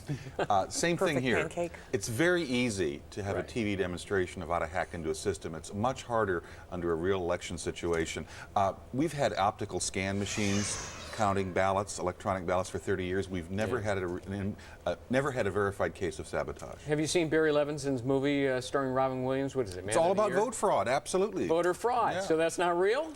Well, again, I think sometimes it is and sometimes it isn't. We have to wait for evidence. I haven't yet seen, and by the way, Joe Andrew, the former Democratic National Committee chairman under Bill Clinton, agrees, we've never yet seen evidence of hacking into a system not being detected. John, we even got a little story late night, Senator Clinton telling reporters that her daughter Chelsea was turned away from a polling site because her name didn't appear in a book of registered Well, that's voters. why we have provisional votes. And that's going to be one of the things that may factor into the Montana and Virginia Senate rates. If your name isn't on the list, you're handed a paper ballot and said this is a provisional vote, it will count once we verify that you should have been on the roll. Now, you said there are backup systems, but I also read that with some electronic machines, there's no such thing as a real recount because there's sort of a lack of a paper trail. Some of the machines don't have a paper trail, but there's also the opposite problem. Let's say you have the paper trail. 5 to 10% of those paper trail verification ballots themselves are smudged and distinct. The ink ran out of the machine, the roller got caught. How do you actually count? I think the best way to go is we need to make these electronic machines better, not abandon them. For example, the ATM machines work great. You get your cash from them all the time. One of the problems with electronic voting machines is we do it on the cheap. It costs 1/8 the amount of that ATM machine to build one of these electronic voting machines because they don't have the duplicate backup systems. Yeah, it's not that I'm looking, I don't regret the days of the hanging chads. It was good for us, kept us on the air, right? There's always going to be a problem. Electronic voting machines handled properly with proper training are better. Oh, look, there's a hanging chad. I don't want to go back to that. Oh, come on. Do you see big changes between now and 08? Yeah, John? I think this is the shakedown cruise for a lot of these new machines. This is the shakedown cruise for a lot of the new voters. I think we're going to have a whole new generation of poll workers next time. I like to think that we're going to get it right next time. All right. Let's move away from machines to people. Where did the Republican Party mess up? For the last 2 years, consistently. A lot of Republicans came to Washington in 1994 and they said they were going to drain the swamp. A small but significant number of them decided that instead it made a great hot tub, and they went native. And pork barrel spending is a classic example. Right. Earmarks. Earmarks were bad under the Democrats. They became worse under the Republicans.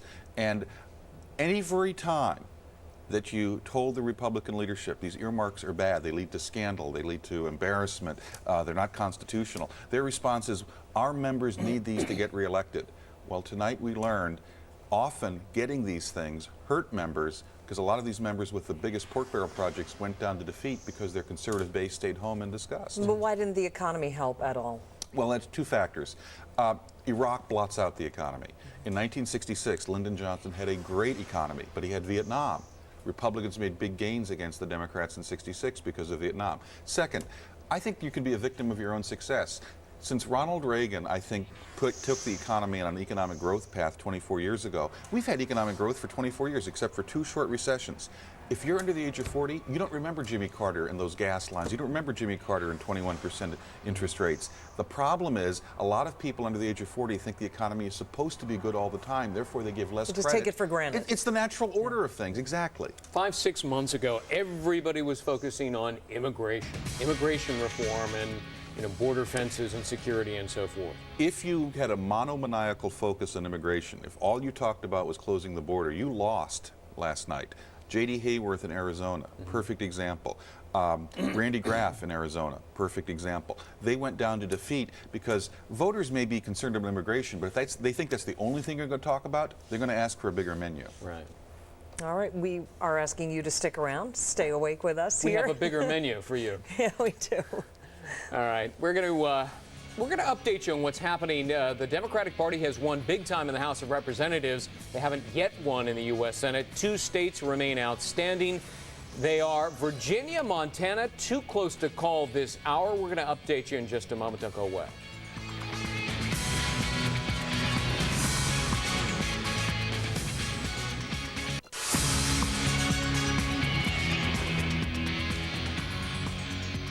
And welcome back. Having won the House of Representatives, the Dems need to pick up 4 states. Or 6. They've won 4. There's Missouri. Jim Talent loses to Claire McCaskill. Rhode Island. Lincoln Chafee, the incumbent Republican, lost to Sheldon Whitehouse. That's a Democratic pickup. Pennsylvania, Rick Santorum, the Republican incumbent, lost to Bob Casey.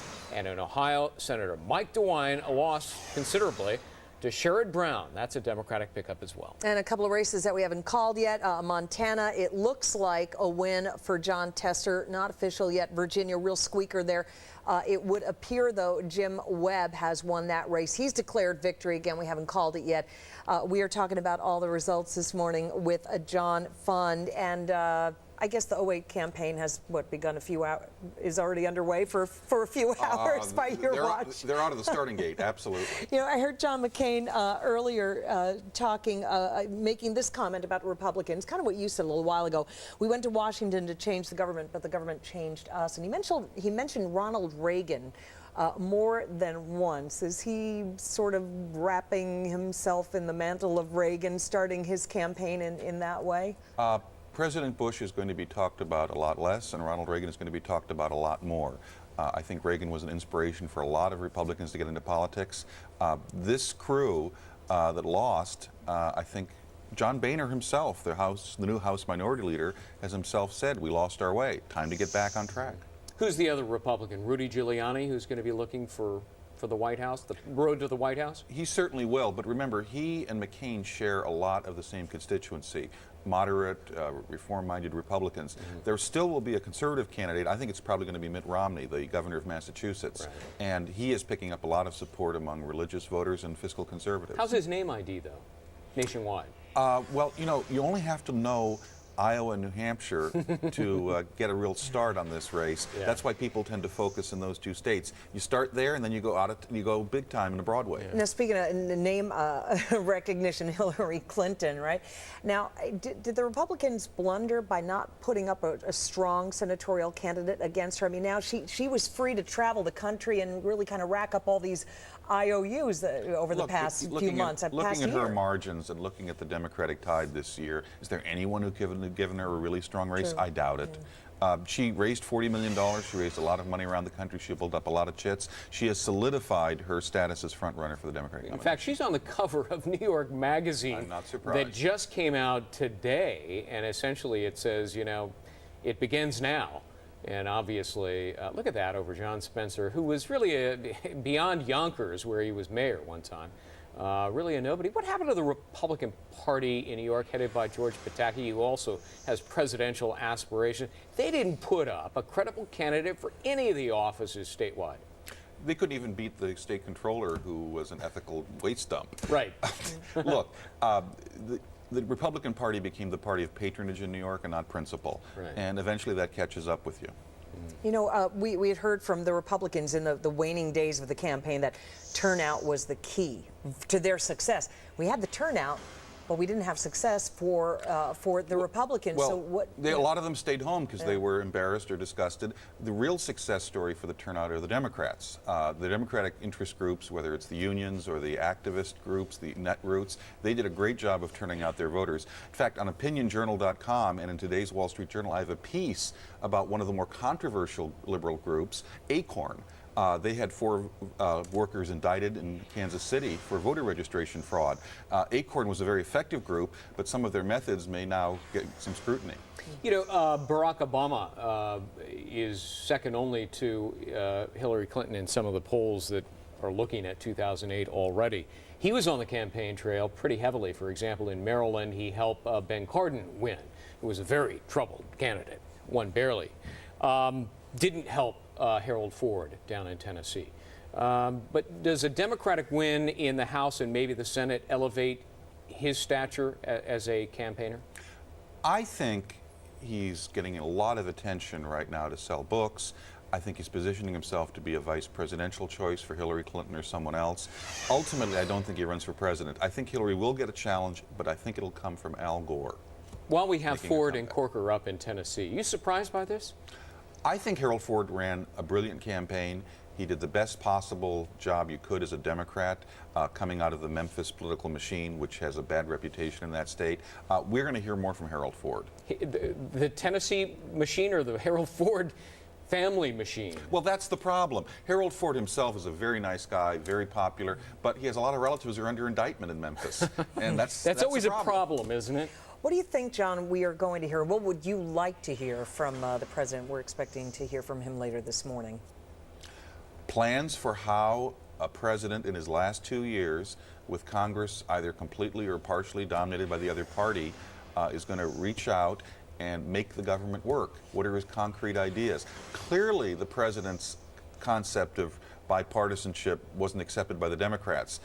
Is he going to have a new proposal, a new attempt to work with the Democrats? The Democrats want to behave because remember, if they go too far left, that will make it much harder for them to win in 2008 because the Republicans now have something to run against, a Democratic Congress, or at least a Democratic House. What might we hear from him on Iraq, if anything? Well, the Baker-Hamilton Commission, Jim Baker, former Secretary of State Lee Hamilton, former Democratic chair of the 9/11 Commission, they're going to have recommendations on options for Iraq. It'll be interesting to see if the president takes some of those and runs with them. Yeah, that's his excuse, in a way, to change course. I've got this commission I appointed, blue ribbon panel, people I respect. They say this, now I'm going to do this. I think it's baked in the cake. Rumsfeld? I think Rumsfeld stays, and I don't think this is a question of personnel. I think it's a question of policy. Too often we focus on scapegoats when we really should examine what exactly we're doing and whether we should be doing something differently. Scapegoats have a purpose sometimes. John Fudd of the Wall Street Journal, thanks very much. John, thank you. And thanks, everybody, for being with us. It's not over quite yet. There are 2 states that hang in the balance, the power in the U.S. Senate. They are Virginia and Montana, too close to call, so we're going to continue to cover it here. I'm Greg Jarrett. And I'm Bridget Quinn. More coverage continuing now with Fox and Friends. They're up next.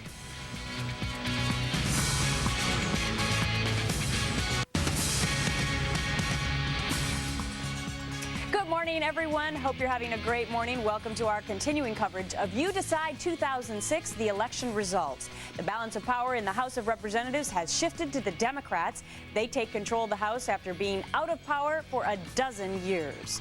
Things are still up for grabs in the Senate, though. Democrats have gained 4 seats, but it will all come down to 2 key races. We all go out, we vote, we argue, we vote.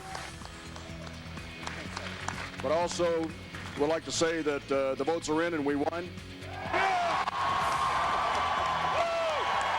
And you see it there, one of those too close to call races in Virginia. It hasn't been called yet, but Democrat Jim Webb is already claiming victory. The difference is so close that a recount is absolutely certain. We're also watching for the Senate race in Montana to be called, plus election results from coast to coast on this special edition of Fox and Friends.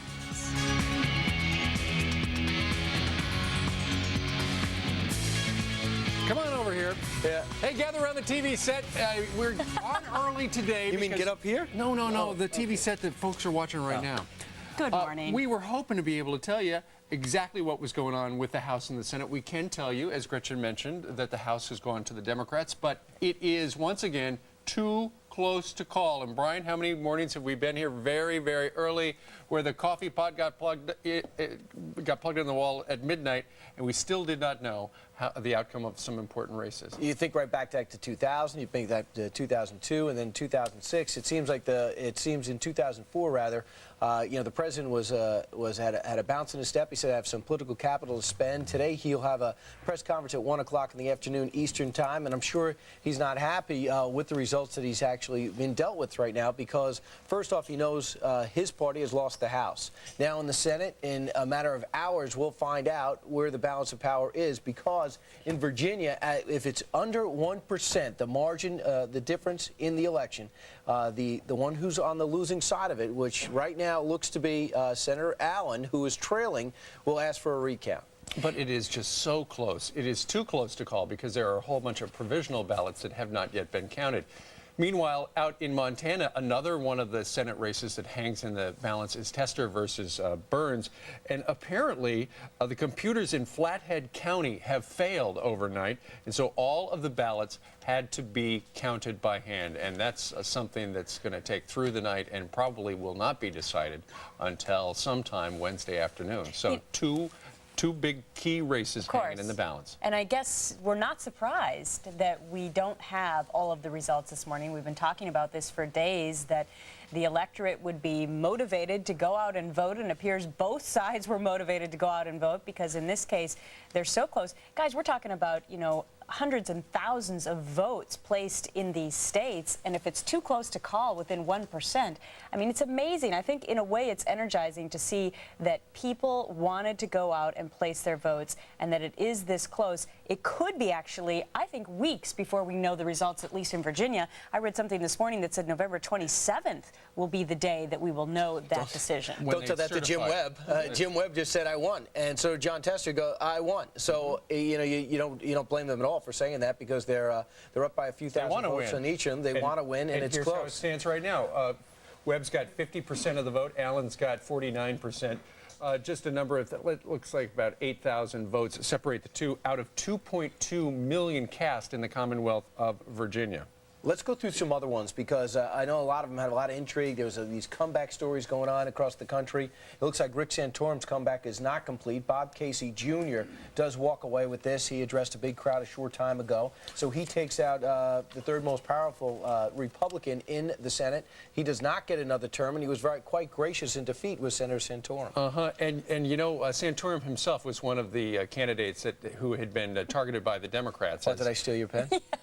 I don't think so. Did you see? Oh, you didn't. This one has a cap. Sorry, I was looking for my pen. Excuse me. I wanted to write notes, because what Steve was saying was so important that I wanted to write notes. No, you know what?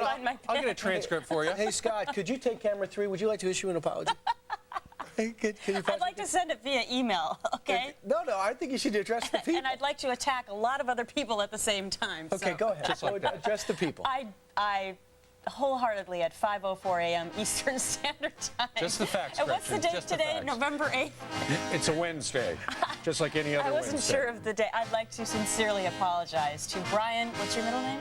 Michael. Michael Kilmeade. BM. Okay.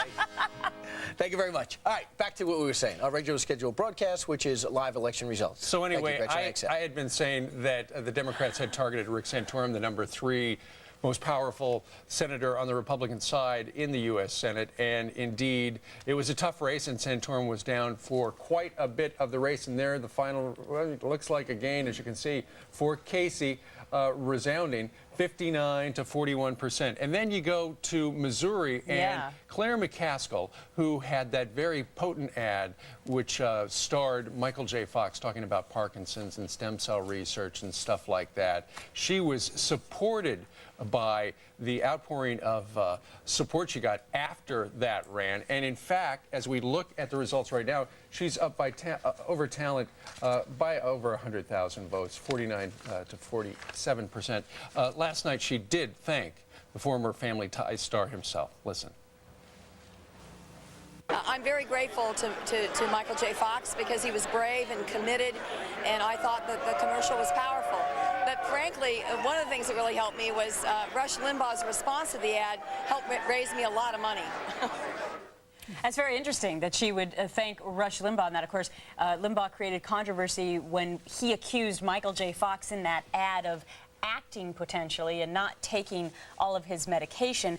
Those comments sort of backfired on... Stirred people up? Yeah, it certainly did. You know, it's interesting, a lot of things that were also on the ballot measures, as well as who was going to be elected. And in Missouri, they did vote to allow stem cell research, including on embryos. So it appears that not only did McCaskill gain from Michael J. Fox's ad, but the actual issue that he was discussing in his relationship with Parkinson's disease also did pass in Missouri. In Rhode Island, he acted a lot like a Democrat, but he lost like a Republican. Senator Lincoln Chafee's comeback was not nearly as close as or as formidable as we thought. White House does take Chafee, who has got a big name in Rhode Island. That's a heavily Democratic state, and that's a substantial victory. 6 points there.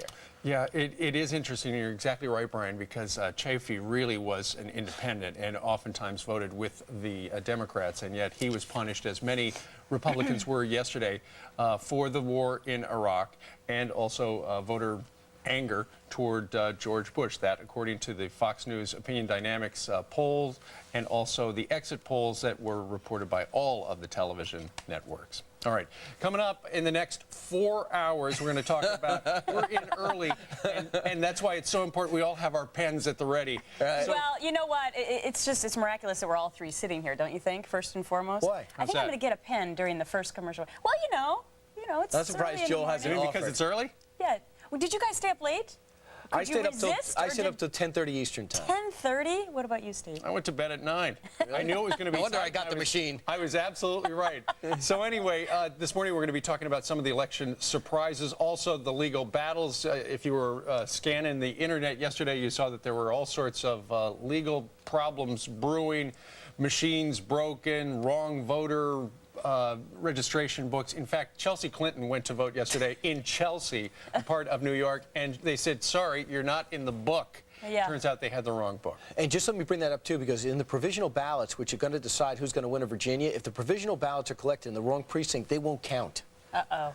All right. So what do all these results mean for the White House and the likely Speaker of the House, Nancy Pelosi? We're going to be discussing that as well.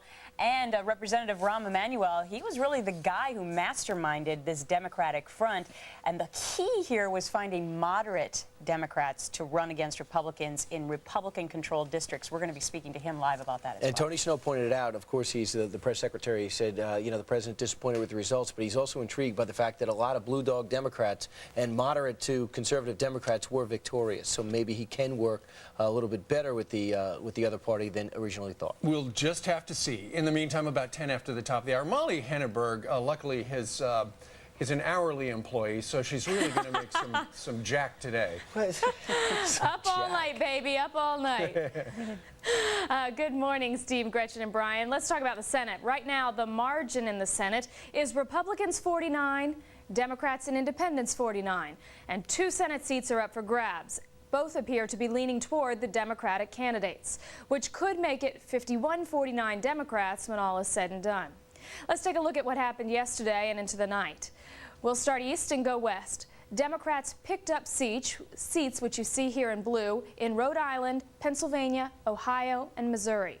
That's 4. They need 6 to get control of the Senate. Republicans were able to hold on to 1 Senate seat in Tennessee, seen here in red, out of the competitive ones. Still up for grabs, Virginia and Montana, highlighted in yellow. In Virginia, that race may be headed toward a recount.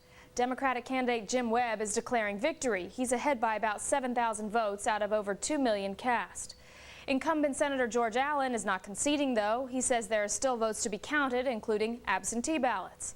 At this point, the state is too close to call. Allen says he's still in the race. Webb is claiming victory. We'll go out, we vote, we argue, we vote. But also, we'd like to say that the votes are in and we won.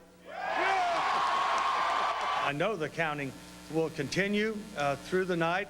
It'll continue tomorrow. And I want to thank you all, because I know you're going to be like a bunch of eagles and hawks watching how every one of these votes are accurately counted. In Montana, Democrat John Tester is ahead of incumbent Senator Conrad Burns by about 4,000 votes. Due to some computer problems, though, we may not have final results there for several more hours. Steve, Gretchen, Brian? All right, Molly, we thank you very much. 11 minutes after the top of the hour, straight ahead. Just remember, you can find the results to all the races at foxnews.com. That's what's on our laptop right now. Straight ahead. And coming up on Fox and Friends, this early edition, the changing tide in Washington. Now the Democrats have control of the House. What does it mean for the war in Iraq? How is your world going to change? We're going to take a look. We owe Neil Cavuto $1 for that. And the governor with a huge win in California. I love doing sequels. I love doing sequels, I tell you.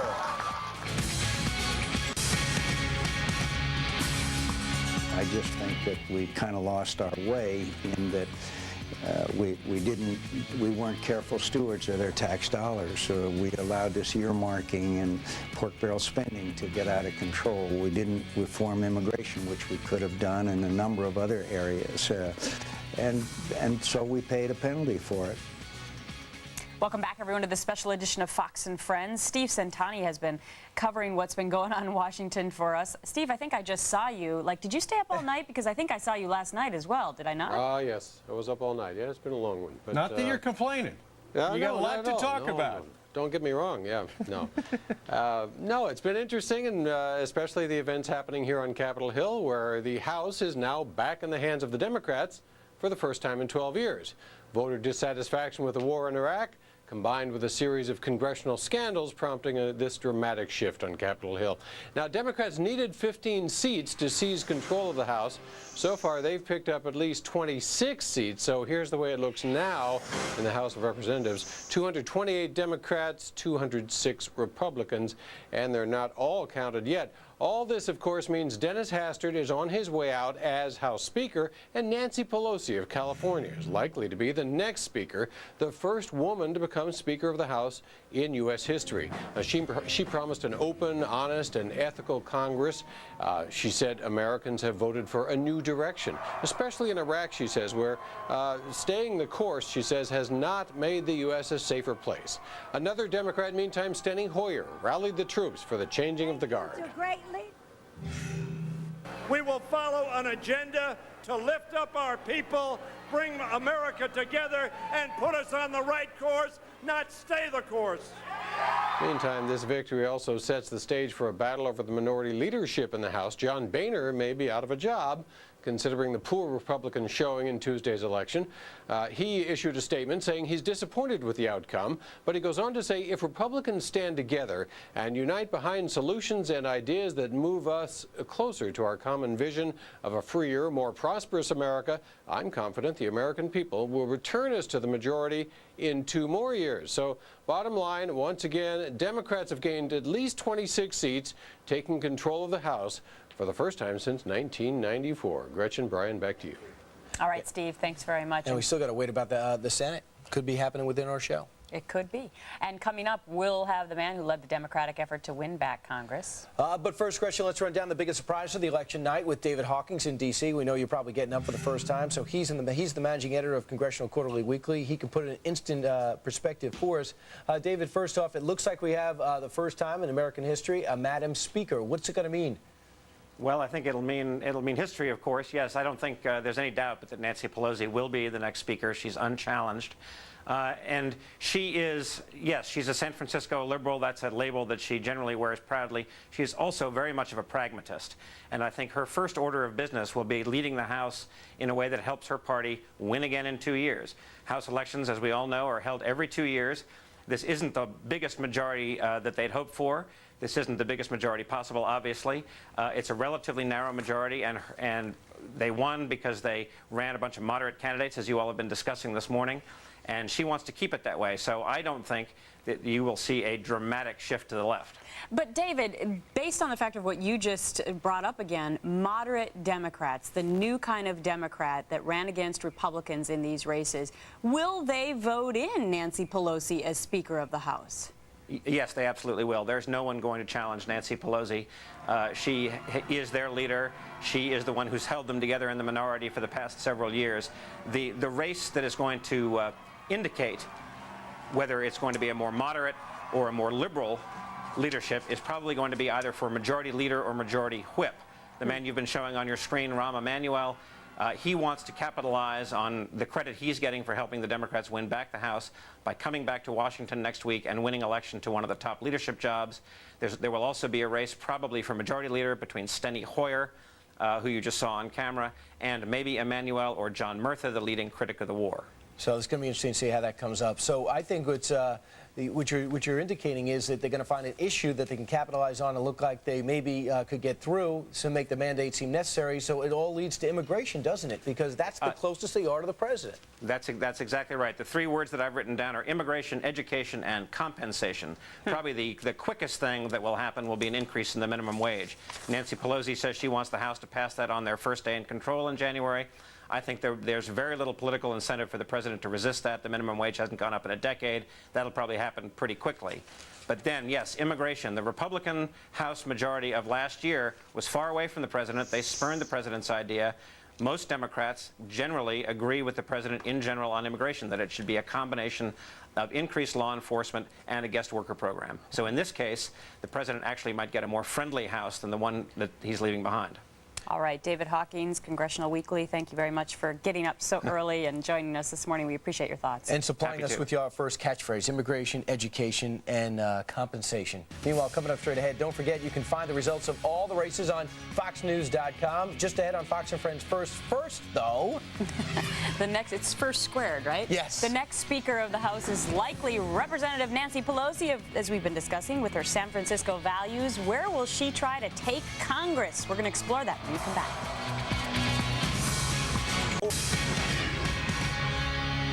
Good morning, I'm Lauren Green. In the news, the Supreme Court hears arguments this morning over a disputed abortion procedure. Justices will consider the fate of the Partial Birth Abortion Ban Act. It outlaws a rarely used late-term abortion procedure. 6 federal courts have struck down the law, saying it restricts women's rights. The Bush administration is urging the Supreme Court to uphold the ban. Fox News will have live coverage from the Supreme Court later this morning. Search crews discovered a 12th victim in the deadliest fire ever in Reno, Nevada. 30 others were injured in the hotel fire. Police are holding a suspect they believe started the fire by burning a mattress. Penn State coach Joe Paterno has to stay in the hospital just a little bit longer after having surgery on his left leg. Doctors say they'll keep him at least through today as a precaution. Paterno fractured his shin bone and tore 2 ligaments in his knee when 2 players fell into him on the sidelines. The team spokesman says Paterno hasn't been the best rehab patient and he's eager to get back to practice. Later in the show, we'll talk with Rahm Emanuel. He's being credited with helping win the House for Democrats. Now let's go now back to Steve, Gretchen, and Brian. Thank you very much, Lauren Green. All right, coming up, we're going to hear from RNC Chairman Ken Mehlman and DNC Communications Chair Karen Finley. But first, we go to Beverly Hills, home of swimming pools, movie stars, and Anita Vogel today. And the Clampetts. That's right, Jed, wasn't it?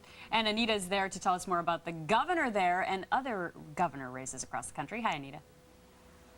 Well, hi, good morning, guys. While Republicans didn't have a whole lot to celebrate around the country, let me tell you there was quite a party here at the Beverly Hilton just a few hours ago in honor of Arnold Schwarzenegger.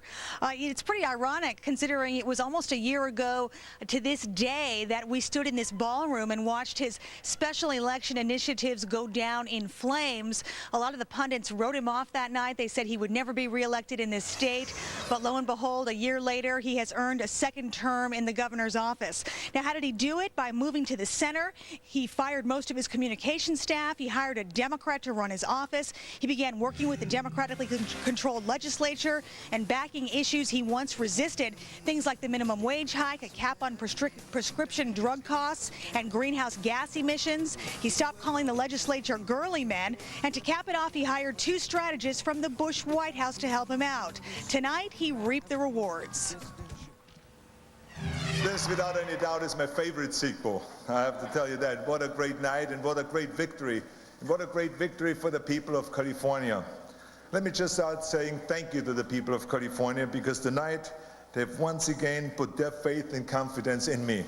And I promise you in the next 4 years, I will protect your values and I will protect your dreams. Schwarzenegger ended up beating his Democratic opponent, Phil Angelides. Tomorrow, it is right back to work for Governor Arnold Schwarzenegger. He is leaving on a trade mission to Mexico, where he will meet with President Vicente Fox and the new president-elect Felipe Calderon. Back to you guys in the studio. Thanks, Anita. Back in 2. Good morning, folks, and welcome to our continuing coverage of the You Decide 2006 election results. The balance of power in the Senate comes down to 2 races that right now are too close to call. In Virginia, the vote is so tight that a recount is all but inevitable. Though the Democratic challenger is already declared victory at 1 a.m. this morning. The other Senate race that could make all the difference is in Montana, where Jon Tester and Conrad Burns are neck and neck. The House is a different story, where Democrats have swept into power. Nancy Pelosi and her San Francisco values likely to become the next House Speaker. She says her party has made history, and now it's time to make progress. We've got complete election results, plus reaction from Tom DeLay, Congressman Rahm Emanuel, and RNC Chairman Ken Mehlman, all on this special edition of Fox and Friends for a Wednesday.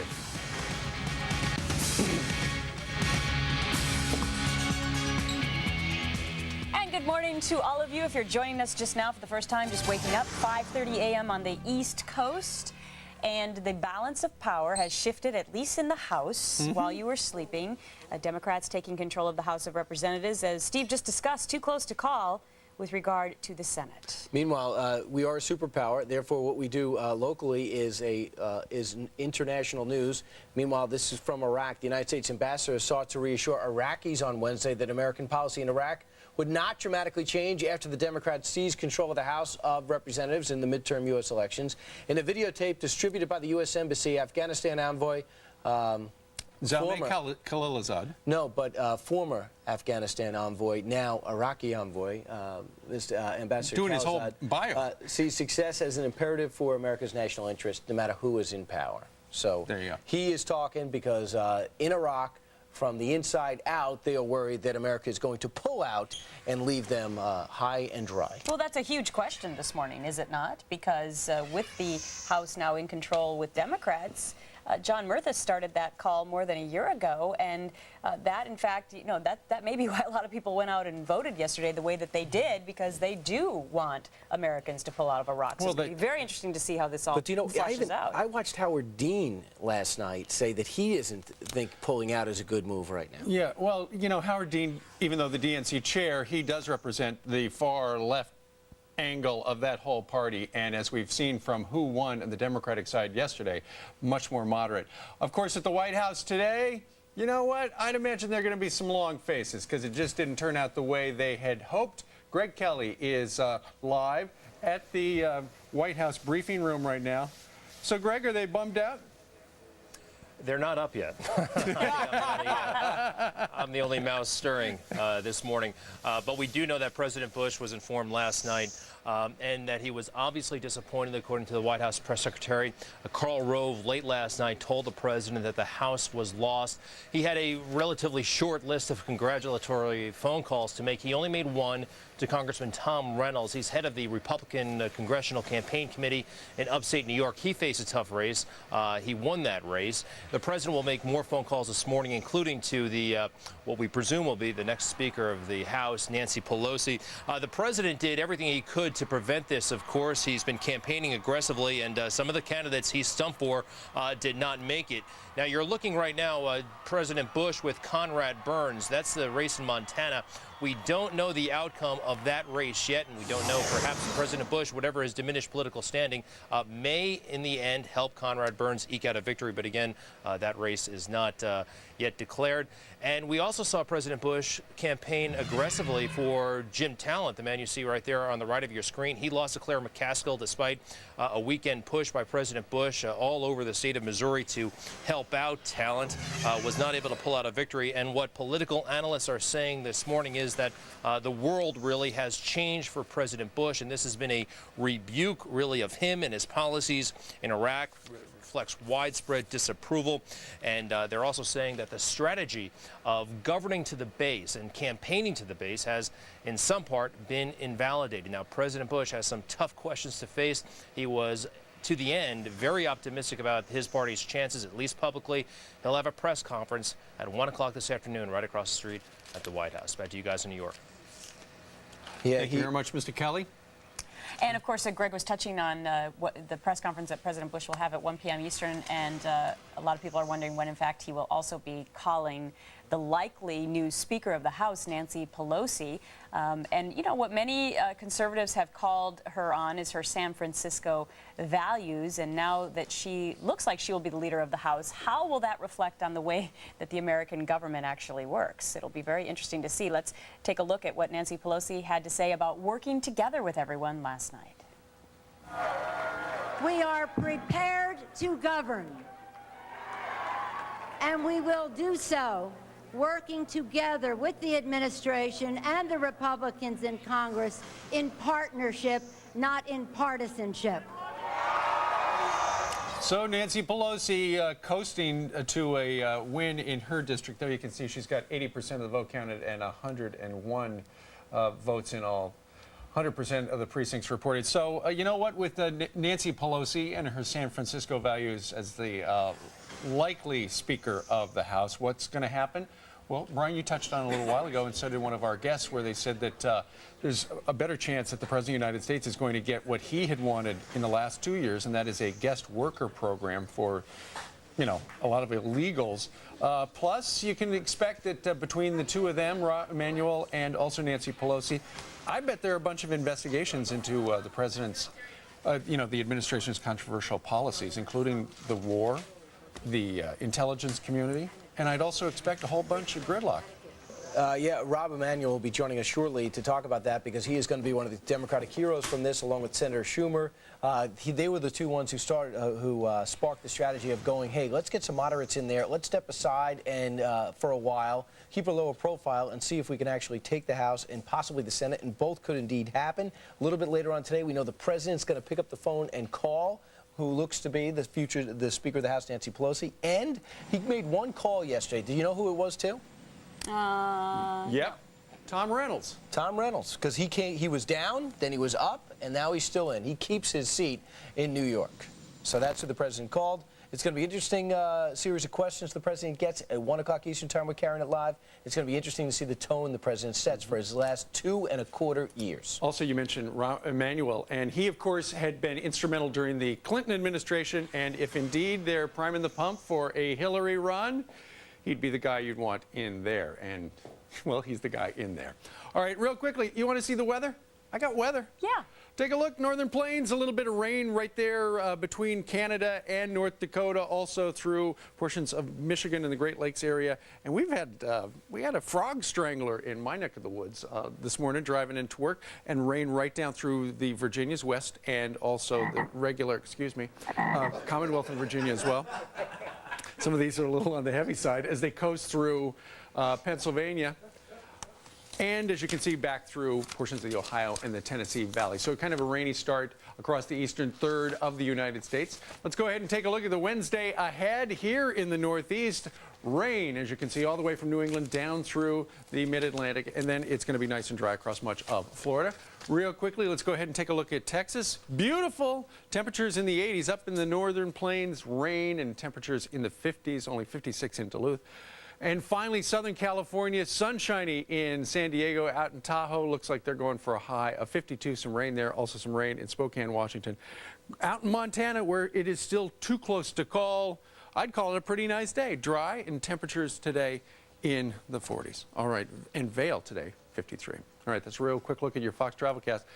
By the way, we will have more. You know, I'm going to Texas this weekend, and it's going to be the balance. It's going to be the battle of the books, because I'm going to be going to Houston on Friday at 7:30 at Borders on Kirby, and then Saturday at 2, Borders at the Preston Oaks Shopping Center, Dallas, Texas. All about the Mr. and Mrs. Happy Handbook, the #1 humor book in America. All right, quick look at your Fox Travelcast and talking about what I'm doing this weekend. Brian, you want to go with me this weekend? I'd like to, but I have to raise my family. I'd like to go because I used to work in Dallas. Let's go, Gretch, come on. Hey, I'd like to put on my cowboy boots and head on back down there. They got great restaurants down in Dallas. You ever notice that? Well, they have Fridays and Bennigan's, and they have Applebee's. It's fantastic. All those sound great when you live in the city because they don't really exist. Hey, what's a frog strangler? Frog Strangler, when there is so much rain that the frogs look up to see the rain, and their mouths just are naturally open when they stick their head up, and they drown. There's that much rain. Frog Strangler. I thought you said you worked in Texas, sister. I did, but is that a Texas term? That is something that you'll hear in the Plain States. If I can address the frogs, don't look up. Exactly. Same thing with the turkeys. Turkeys do the same thing. Right, but it's no problem. We can eat them.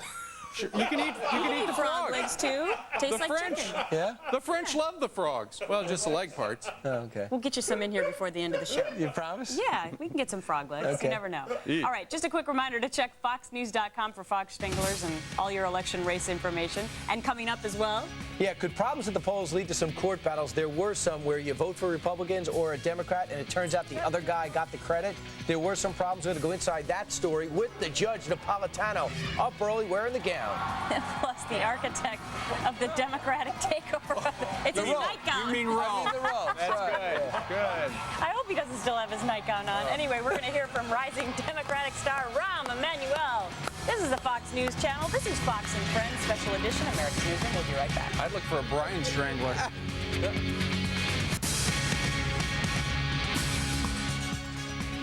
I know you're just waking up. We have so much to tell you about what happened last night, one of the most intriguing midterms that I can remember. The balance of power in the Senate is still up for grabs at this hour. Democrats have gained 4 seats so far, but races in Virginia and Montana too close to call. The winners there will determine which party has control. It might affect you and I and how we live. The House of Representatives have shifted to the Dems. Yes, the Democrats come out victorious. They have control of the House after being out of power for a dozen years. Voters also decided a number of ballot measures yesterday, starting here. In South Dakota, a ban on almost all abortions rejected. But amendments to ban gay marriage were approved in 7 states. Voters in Arizona decided to make English the official language, so good luck on your ATM. Next hour, we'll talk with Arizona Congressman Jeff Flake to find out how immigration played a role in Tuesday's vote and why many believe it'll be the first issue brought up by the president in his final 2 years in office. All right, coming up as well, former House Majority Leader Tom DeLay joins us live. But right now we're talking about some of the problems at the polls and possible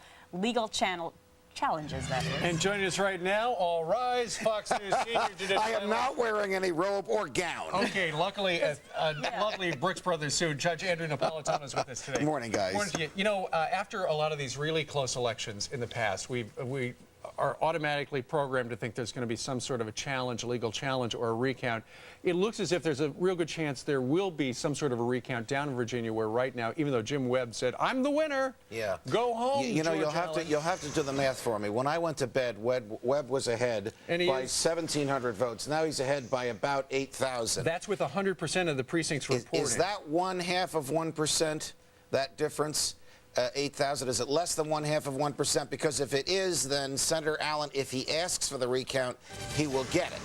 But the recount is not a legal dispute. It's a matter of county clerks just re-adding the columns, making sure the numbers were added properly, making sure that absentee ballots were counted. Tell me about provisional ballots and if that's going to play a role. Are there ballots out there that have not been counted and only will be counted if something like this happens? Yes, they will only count provisional ballots if there's enough of the provisional ballots to make a difference. So if Jim Webb is ahead by 8,000 votes and there's 6,000 provisional ballots, they will not bother counting them, because even if all of them went for Senator Allen, it wouldn't change the outcome. Interesting. Okay, let's talk about some other little things that happen. Oh, I have a long list. It's in about 15 or 20 states. Exactly. But again, unless it affects the outcome, you're not going to hear about it. Really? Yeah. Okay, for example, Chelsea Clinton yesterday goes to try and vote in New York City. They tell her that her name's not on the right list, so she filled out a provisional ballot, right? Right. So in that case, again, it probably would not even be counted It wouldn't count and there'll be no litigation. I think we know who she voted for. Yeah, but I mean, so. but I'm just using that as an example of what you're saying. There's another example. Governor Mark Sanford of South Carolina, they wouldn't let him vote because he didn't have his ID card with him and he didn't bother to go back to vote. Right. That's not going to affect the outcome. He didn't bother to go back to vote?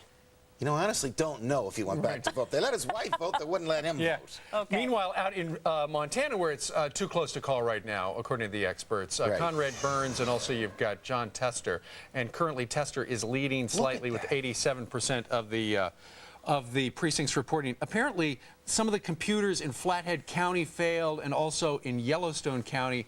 Apparently, the software wasn't reset or something like that. And so, do you think there's a possibility that there could be some challenge over the voting machines out there? I mean, if it really does come down to one particular state, and it very well could. Yes, and remember, the first round is clerks adding up numbers. The second round is lawyers arguing before judges as to whether they added up the right numbers. Fortunately, we don't have hanging chads like we all suffered through in 2000. Back to Virginia for a minute, because Yes. election officials there have asked the FBI to investigate some of these intimidating phone calls that may have happened there. Well, the intimidating phone calls allegedly were to scare Democrats away from voting. So again, if Jim Webb wins, the complaint with the FBI will be withdrawn. The FBI will say to him, do you want us bothering to investigate this? And now, Judge, I understand MoveOn.org has injected themselves, and apparently they feel it was some sort of intimidation against Democrats because they've got a big cash reward. They do. They've offered $250,000 to anybody that can help find those who made phone calls to Democrats saying, if you vote, you're going to be arrested because your credentials have expired. That's the allegation that Democrats have made of Virginia. Judge, a lot of people went to bed last night. Well, you worked up until 2 o'clock Eastern in the morning, so tell me what happened. I heard Harold Ford was complaining, saying that people were going up to him saying they're hitting me, and it's coming up another name. Senator Santorum said that he was getting complaints from Philadelphia, other people trying to vote for him, and it was coming up for the other guy. You and I heard on our radio show earlier in the day that people in Pennsylvania were voting for Santorum, and it was coming up the full Democratic line. There were a lot of other complaints like that in Pennsylvania. But because Bob Casey won by such a huge margin, there'll be no investigation and there'll be no litigation. That's like saying, I mean, that's like saying you attempt to murder somebody and, oh, by the way, they didn't die, so we're not going to investigate. You know, 2000... I mean, it is. You're right. You're right. 2000 taught us a lot of lessons, and it basically is, as long as it is obvious and clear that the person who won, the government's got better things to do than investigate how they got all their votes. All right. Judge Napolitano, thank you very much for joining us. Pleasure, guys. I think I'll see you in a little bit. Yeah, you're back. And I've got to live with this one for 3 hours. Hey, don't point at me this early. I can't wait. 12 minutes before the top of the hour, straight ahead. Don't forget, we've got all the state-by-state election info at foxnews.com if you want to find out how the various initiatives in your state came up yesterday. Also, coming up on Fox and Friends, what effect will the new Democratic majority in the House have on the White House? Yeah, 1 o'clock Eastern time, we're going to be covering the press conference live with the president. We're going to talk to the Democrat who's being called the leader behind his big party's House win. Yes, he deserves a lot of the accolades. You're watching Fox and Friends, and for that, we salute you. It is the best morning show on TV.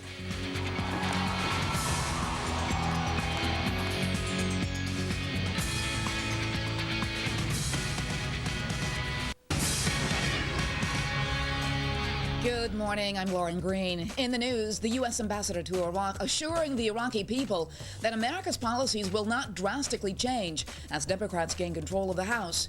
The message was delivered in a videotape distributed by the U.S. Embassy. It says President Bush sees success in Iraq as imperative for America's national interests. Miami police are searching for the killer or killers of a University of Miami player. Defensive lineman Brian Pato was found shot in the head at an off-campus apartment complex.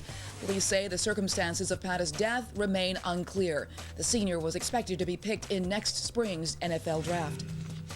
And Britney Spears appears upbeat, if a little off balance, as she takes to the ice skating rink at New York's Rockefeller Center, just hours after cutting K-Fed loose. The pop princess filed for divorce from dancer hubby and aspiring rap star Kevin Federline. The couple, married back in 2004, are the parents of 2 boys. Later in the show, Bill Kristol reveals the mistakes made in the midterm campaign and what it means for the race in 2008. And those are your headlines. More Fox and Friends right now. Thanks, Lauren. Coming up in just a few minutes, we're going to speak with Rob Emanuel. He is being hailed as the architect behind the Democrats' big House win. You know they're in control now. But first, what do the election results mean for the White House and the GOP? Where do they go from here, and what effect did the results have on the Iraq War? Ken Walsh is the chief White House correspondent for U.S. News and World Report. He joins us live from D.C. Good morning to you, Ken. Good morning. Nice to be back. Great to have you. You want to talk about the midterms or this whole Britney Spears thing? Well, it's up to you. Okay. Can we go midterms? Because I prepared for midterms. All right. For Brian, we're going to talk about the midterms.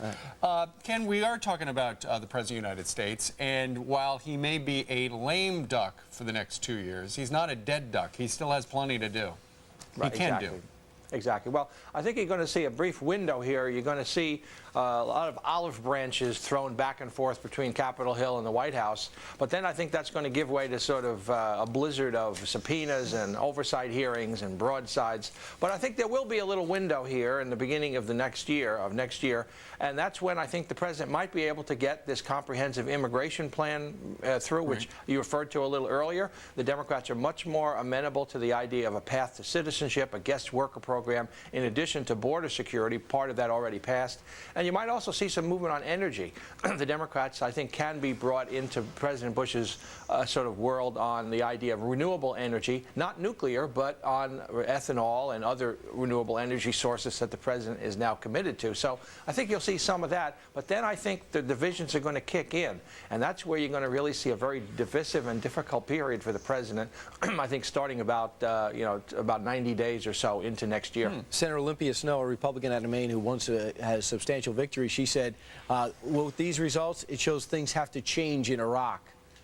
That's right. And a lot of us in Washington now are looking to see exactly what that means. I mean, the Democrats really were not very clear on alternatives. Some people in the Democratic Party have clear alternatives, some don't. But as a party position, there's really not a clear alternative there. The president has talked very vigorously during the campaign about keeping to his policy and so on, and criticized the Democrats very strongly. And there's a lot of bitterness there on both sides about this. So I don't really see where they get together on that. I don't think there'll be any limits on appropriations, which you saw at the end of the Vietnam War, at least for a while. But I think that there's a real, this Baker-Hamilton Commission, the Iraq Study Group, a lot of people have a lot of hope that that might break the logjam and maybe produce some consensus. All right, Ken Walsh is going to be the first one in the office today at U.S. News and World Report in D.C. Ken, thank you very much for joining us live today. Thank you. And attention, Ken and everybody else, don't forget FoxNews.com has all the latest information on every race from Election Day 2006. We can't cover it all face-to-face, but we'll try to do it on the screen and we'll try to do it online. Meanwhile, meet the man behind the Democrats' victory in the House. Live with us, Rahm Emanuel. And we take a look at what would Congress look like under a Speaker Pelosi and her San Francisco values, if that happens. Probably likely. You're watching Fox and Friends, the best morning show on television. Maybe ever.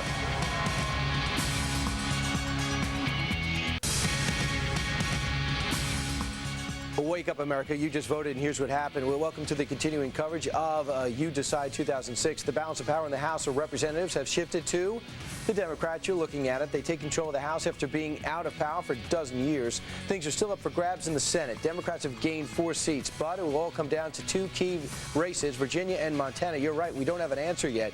Both races too close to call. Meanwhile, the Democrat has said they won in both cases. The U.S. ambassador to Iraq has a message to Iraqis who were watching the midterm elections. Hey, don't worry. He says American policy won't drastically change now that the Democrats have control of the House. Plus, Tom DeLay on Nancy Pelosi and the election results from coast to coast, including a Democrat that now has his seat on this special edition of Fox and Friends. Welcome aboard. It's just about 6 in the east. It's 3 out west. And if you are just waking up, here's the news. The House has gone to the Democrats. And in the Senate, it is too close to call. There are still 2 big races that hang in the balance, Virginia and Montana as well. And it doesn't look as if we will officially have a winner in Virginia. Looks like they're going to have some sort of a recount and a canvass. Probably won't be until the end of the month, maybe. All right. Also, in an exclusive Fox News phone poll about the Virginia Senate race, specifically, 26% of Virginia voters, this is how they break down. They're white, they're born-again Christians. They voted for Allen by 61% to the 31% margin. Yeah, 81% focused more on the issue than on personal character of the candidates, which is amazing because both focused on the personal character of their opponent. They voted for Webb 54 to 42%, though, overall. Meanwhile, there you can see in Virginia right now, Webb is leading Allen. That is with 100% of the precincts reported. However, because the voter turnout was so heavy, it does look as if there's probably a real good possibility that Mr. Allen will ask for a recount. In the meantime, last night, Nancy Pelosi did talk about Iraq, and so here's what she had to say if you missed it. And so we say to the President, Mr. President, we need a new direction in Iraq.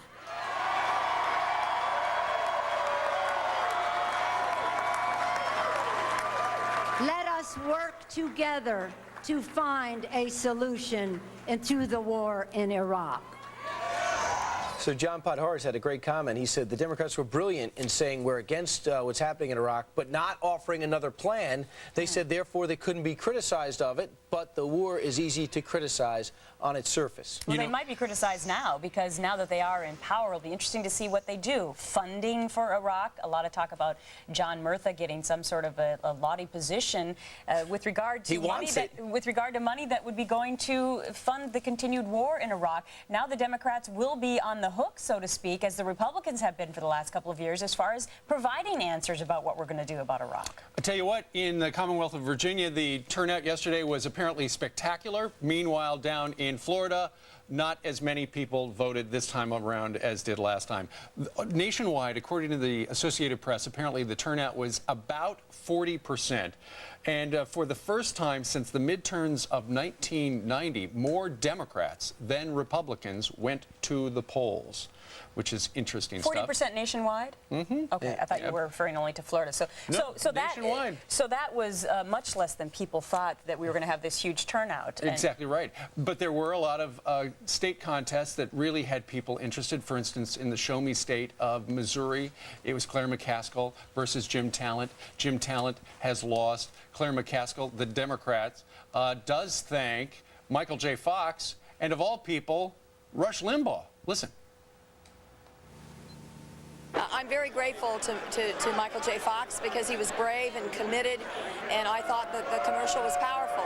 But frankly, one of the things that really helped me was Rush Limbaugh's response to the ad helped raise me a lot of money. There you go. And with 98% of the precincts reporting in Missouri, Claire McCaskill, as you can see, declared the winner. That is a net gain in the Senate. Right now, the Democrats have picked up 4 seats. They need 6, 2 still hanging the balance, 2 too close to call. All right, and our Steve Sintani has been covering this scene from Washington throughout the night. He joins us now early in the morning again to give us more perspective on the Democrats' new control of the House. Hi, Steve. Good morning on a rainy day here in Washington. Well, it was predicted, and it happened, but even though it's no surprise, Democratic control of the House does represent a dramatic shift in the balance of power. Now, here's the lay of the land in the House of Representatives. After Democrats picked up at least 26 seats in Tuesday's election, they needed 15 to gain control, so they are firmly in charge there. 228 Democrats in the House now, 206 Republicans. And that means the next Speaker of the House is very likely to be a liberal Democrat from San Francisco, Nancy Pelosi. She's the first woman ever to hold the job. She promised last night an open, honest, and ethical Congress, a clear reference to the scandals that have rocked Capitol Hill. And she said Americans voted for a change of direction on Tuesday. And nowhere did the American people make it more clear that we need a new direction than in the war in Iraq. Stay the course has not made our country safer, has not honored our commitment to our troops, and has not made the region more stable. We cannot continue down this catastrophic path. Now, Republicans are fairly quiet, accepting the loss and hoping to regain control of the House 2 years from now. John Boehner, who may be in danger of losing his leadership position, issued a statement saying, "I'd like to congratulate House Democrats on a hard-fought campaign. We're deeply disappointed in the outcome, but as Republicans, we must recommit ourselves to the principles that brought us to the majority and renew our drive for smaller, more efficient, more accountable government." So just to recap, Democrats pick up at least 26 seats in the House, winning control of the House of Representatives for the first time since the big GOP takeover in 1994. Gretchen? All right, Steve, thanks very much for the update. And coming up in the next hour, Republican National Committee Chair Ken Mehlman joins us live. But right now, it's time to hear from the Democrats. Our next guest helped lead the Dems to victory in the House for the first time in 12 years. Rahm Emanuel chaired the Democratic Congressional Campaign Committee. The Illinois representative joins me now live from their D.C. headquarters. Good to see you, Representative. Good morning, Gretchen. How are you? I'm very good. Thank you very much. Representative Ray LaHood, a Republican in Illinois, said if the Democrats win the House, obviously Rahm will be a rock rock star in their party. Other Republicans have called your directive of this campaign masterful. Are you the Karl Rove of the Democratic Party? No, I'm the Rahm Emanuel of the Democratic Party. I'm proud of the work that everybody put into this and all the candidates. We laid out, I think, a very succinct strategy to nationalize an election around the new direction and around change because the American people wanted change. They were very upset with, after 6 years of what I refer to as the endless occupation in Iraq and the wageless recovery here in America. And Democrats offered an alternative that the American people wanted to embrace. What is the alternative to the plan in Iraq? A lot of talk from the Democrats leading up to this election day about the fact that we need to change the course, not stay the course in Iraq, as the president kept saying. What is the plan? Well, first of all, Gretchen, I mean, it's built on a basic premise that the Republicans are offering, as you just said, stay the course. But they're saying, look, the American people you have 3.5 years, nearly 3,000 American lives, $380 billion spent, 20,000 Americans wounded, and all the Republicans are saying we will do nothing different, or as the Vice President said, full steam ahead regardless of the outcome of the election. Now, Democrats say here are 5 basic principles we hold together that we want to see executed as our Iraq strategy, and that's what I call them as the 5 R's. 1, reconciliation of the parties. 2 is to bring together the reconciliation of the parties and organizing the parties in the region. 3 is responsibility for results. 4 is reconstruction. 5, redeployment. And that is the basic premise, whether you look at what Senator Biden's offer, Senator Levin, Congressman Murtha, or Congressman Ike Skelton. Each have plans that are serious in saying we cannot stay on the present course that has brought us to the brink after all that we have spent in blood and treasure to basically civil war. And is 6 Iraq investigations of the administration? Well, no, I mean, it's not investigation. We're not going to just sit there and investigate for the purpose of investigate. But if you have $12 billion of the American taxpayer money missing, gone, wasted, nobody can find or identify what happened, we owe the American people an accounting for their money. Second, if you have work being done and contracts being handed out to companies who are doing shoddy work, defrauding both the American taxpayers and the Iraqis, given how important reconstruction is, you don't continue to hand out contracts to those same companies without asking a fundamental question is, what have you done with our taxpayers' money? And we will do that. I want to get back to how you did this campaign, because a lot of people said, okay, he was sensational in his efforts because he found moderate Democrats to take on Republicans in Republican strongholds, frankly. This was a strategy that you concocted, correct? Well, it is. I will say this. We recruited candidates in districts where Democrats had not been successful in the past, who represent and were a perfect fit both philosophically and what I would also say stylistically to that district. And it's exactly, not to show my roots in Chicago, but that's how the Chicago party used to operate in the Democratic Party in the state of Illinois. And you find candidates that can win. If you're in the business of winning elections, you got to find the right candidates. And across the board, from Iraqi war vets to athletes to business people to police sheriffs, you find the candidates that best represent the opportunity to give voice to the Democratic principles and ideals. Congressman, you worked in the Clinton White House. Is this a precursor to another Clinton White House for you? I just got 2 hours sleep. Can I just? I know. How about you this? know everyone's going to look ahead. Gretchen, how about this? I'll answer that on a full night of sleep. No, I really do believe fundamentally we had a great victory last night. I meant what I said, though, is that the work of reform begins today. And what I think is most important is the Republicans came to power in 1994 as the party of change, and Washington changed them rather than them changing Washington. And what the country said to us is, if you want to be successful, you must never lose your zeal for reform and change, because we have it. And we must maintain being the party of reform.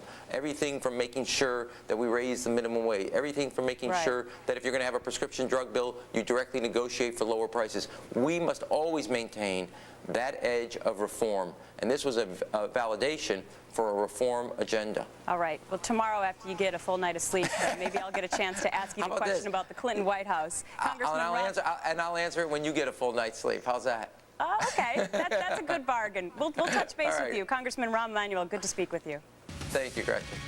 And just a reminder, you can find the results to all the races on FoxNews.com. Coming up on Fox and Friends, Nancy Pelosi likely to step in as the House Majority Leader. How could her San Francisco values affect the future of Congress? And how losing the House Majority may actually benefit the GOP. We're talking about 2008 potentially. You're watching Fox News Channel, America's Newsroom. We'll be right back.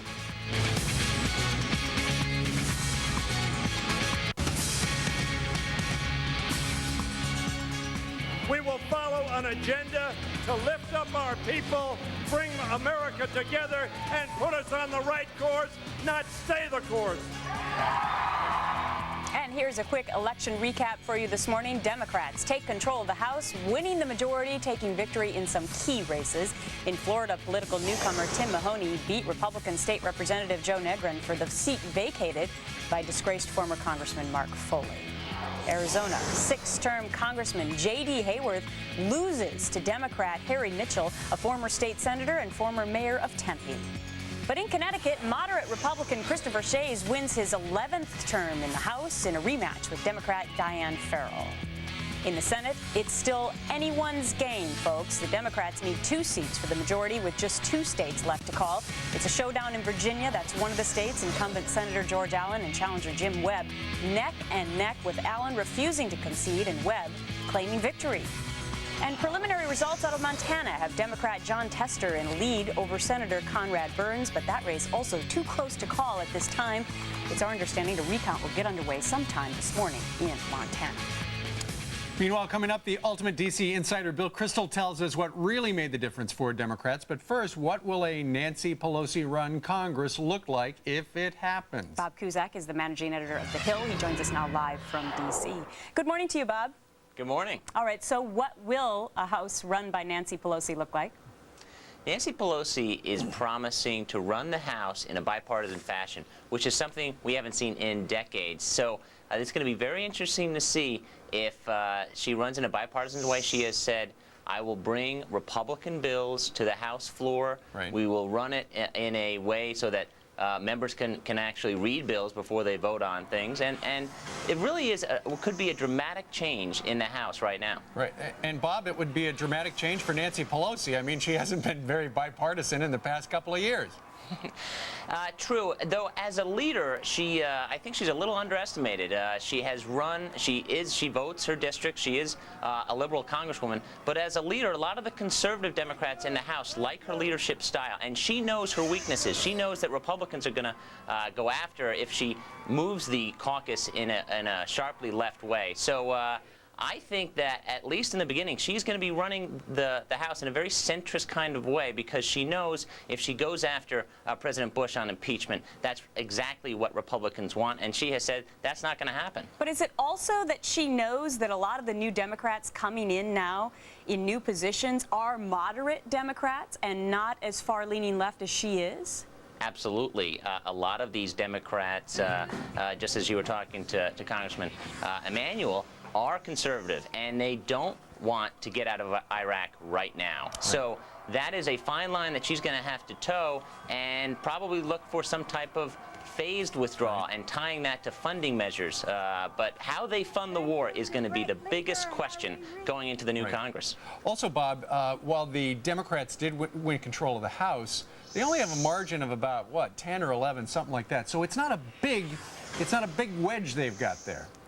It's true, very true. Very interesting, because the margin that they will have is similar to what Republicans had in this Congress, and Republicans had major problems passing basic bills like a budget because the margins were so close. So Pelosi needs to keep her caucus in line. They need to be unified, and she has already started to tell them, you know, let's not go off the reservation. Right. Let's go for a centrist way. The low-hanging fruit, minimum wage, stem cell legislation, popular legislation to get some momentum into the new Congress. In the first 100 years, she's pledged. 100 days, I should say. 100 years. Might take 100 years. All right, Bob Cusack, the Hill managing editor, we thank you very much for joining us live.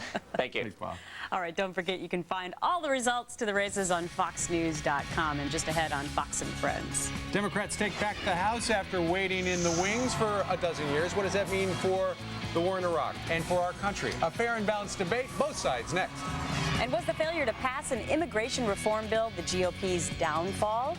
You are watching Fox and Friends, the best morning show on television. We have all the election results and much more when you return with us. We'll be right back.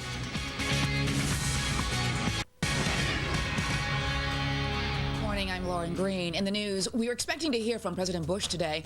News conference is set to take place at 1 p.m. Eastern. The president is spending the morning calling last night's election winners to congratulate them, including Nancy Pelosi, who's poised to become the House Majority Leader. Aides say the president is obviously disappointed at the House changeover, but he believes Democrats have the responsibility to help him win the war. Miami police are searching for the killer or killers of a University of Miami player. Defensive lineman Brian Pata was found shot in the head at an off-campus apartment complex. Police say the circumstances of Pata's death remain unclear. The senior was expected to be picked in next spring's NFL draft. And later, we'll break down the legal challenges that could come up in the election aftermath. Now let's go back to Brian. I think you booked, Lauren, I think you booked Judge Napolitano and you were insinuating that with that tease. Meanwhile, 22 minutes after the hour, in about 20 minutes, we're going to hear from one of the Republicans' big winners on election night in the House. Meanwhile, Arizona's Jeff Flake, that'll be him. But right now, we're looking at a Democratic majority in the House. The Senate's still up for grabs, and it could go the Democratic way. So where will each party and the president go from here? Lisa Schifrin joins us in studio, fresh off one of those post-election parties. She's a Republican strategist and former speechwriter for Vice President Dan Quayle. And Jenny Backus is in Washington, D.C., a Democratic strategist, former communications director for the DNC. Jenny, you have to be elated at this hour. Did you think you'd be on here talking about a victory and a possible victory in the Senate? Oh, absolutely. I've watched Nancy Pelosi, Rahm Emanuel, and the Democratic Party put together one of the probably strongest teams that we've put on the field. We've watched the American people tell us week after week they wanted a change, and now we're going to have one. And I was really encouraged by what Nancy Pelosi said last night, which is that she wants to work together with President Bush to bring some change to the country. I thought that was a smart move by her. I think it's a good direction for the party, and I think we all have a little bit of hope today that maybe we're going to see some changes in Washington that don't benefit one party or the other, but benefit the voters. Lisa, will you expect to hear the same from the president, the same type of attitude at 1 o'clock Eastern time live on our channel? I think he'll surely go out of his way to say he can work together with Nancy Pelosi and the Democrats.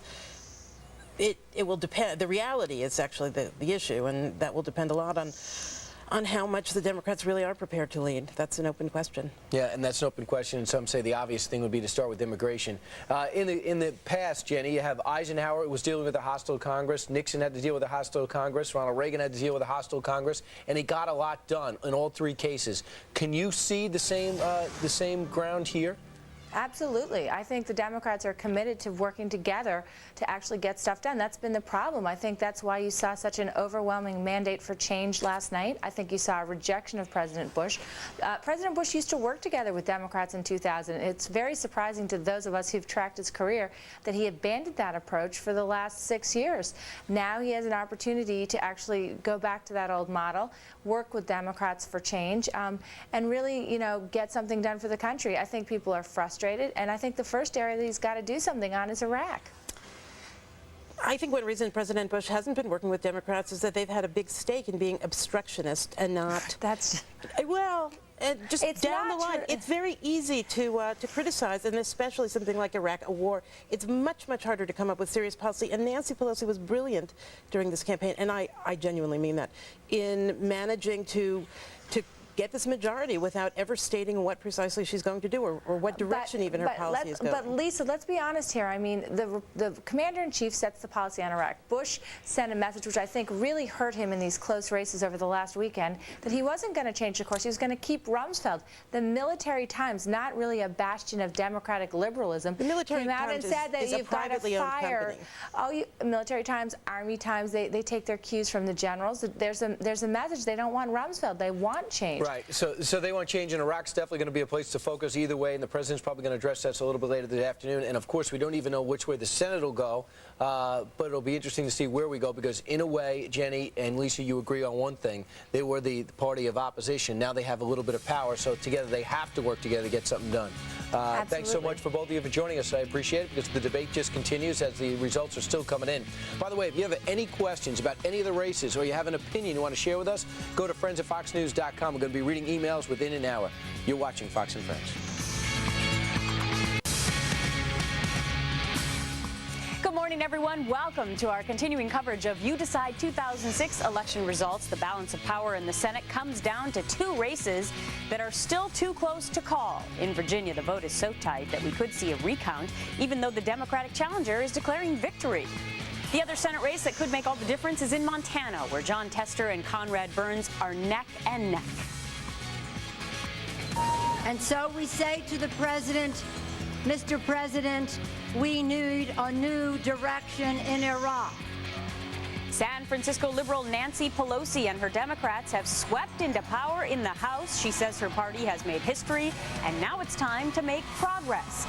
Tom DeLay reveals also what a House under Pelosi's leadership will look like, plus complete election results, all on this special edition of Fox and Friends.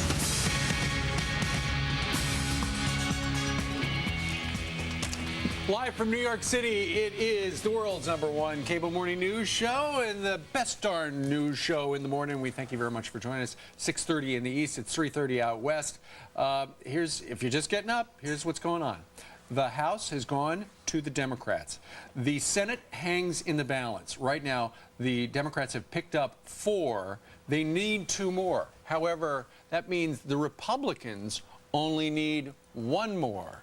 It comes down to Virginia, and it comes down to Montana. If the Republicans pick up 1, they control the Senate for the next couple of years. Meanwhile, I know a lot of you have opinions on this. You've been watching coverage all night. Some of you have been up all night because I know you love these politics and you have a passion for it. This from Tom in Stewart, Florida.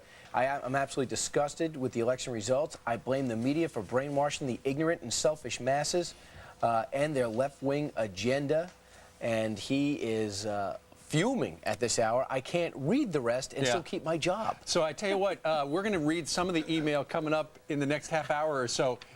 We'd like to hear about your feelings regarding the midterm elections. Send us an email, friends@foxnews.com. And we'll play that typing noise when you do that, sure. right? The keyboard? So. Sure, Yeah. absolutely. Yeah, if everyone in the control room is awake this morning. I don't know if people still type. I think it's called keyboarding because people don't really...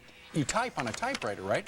And then you keyboard on a keyboard. And then you have to hit the thing and the bell goes off. There's no bell. Do you have the bell, Toba? Do you have the 1970 sound effect I handed to you this morning? No.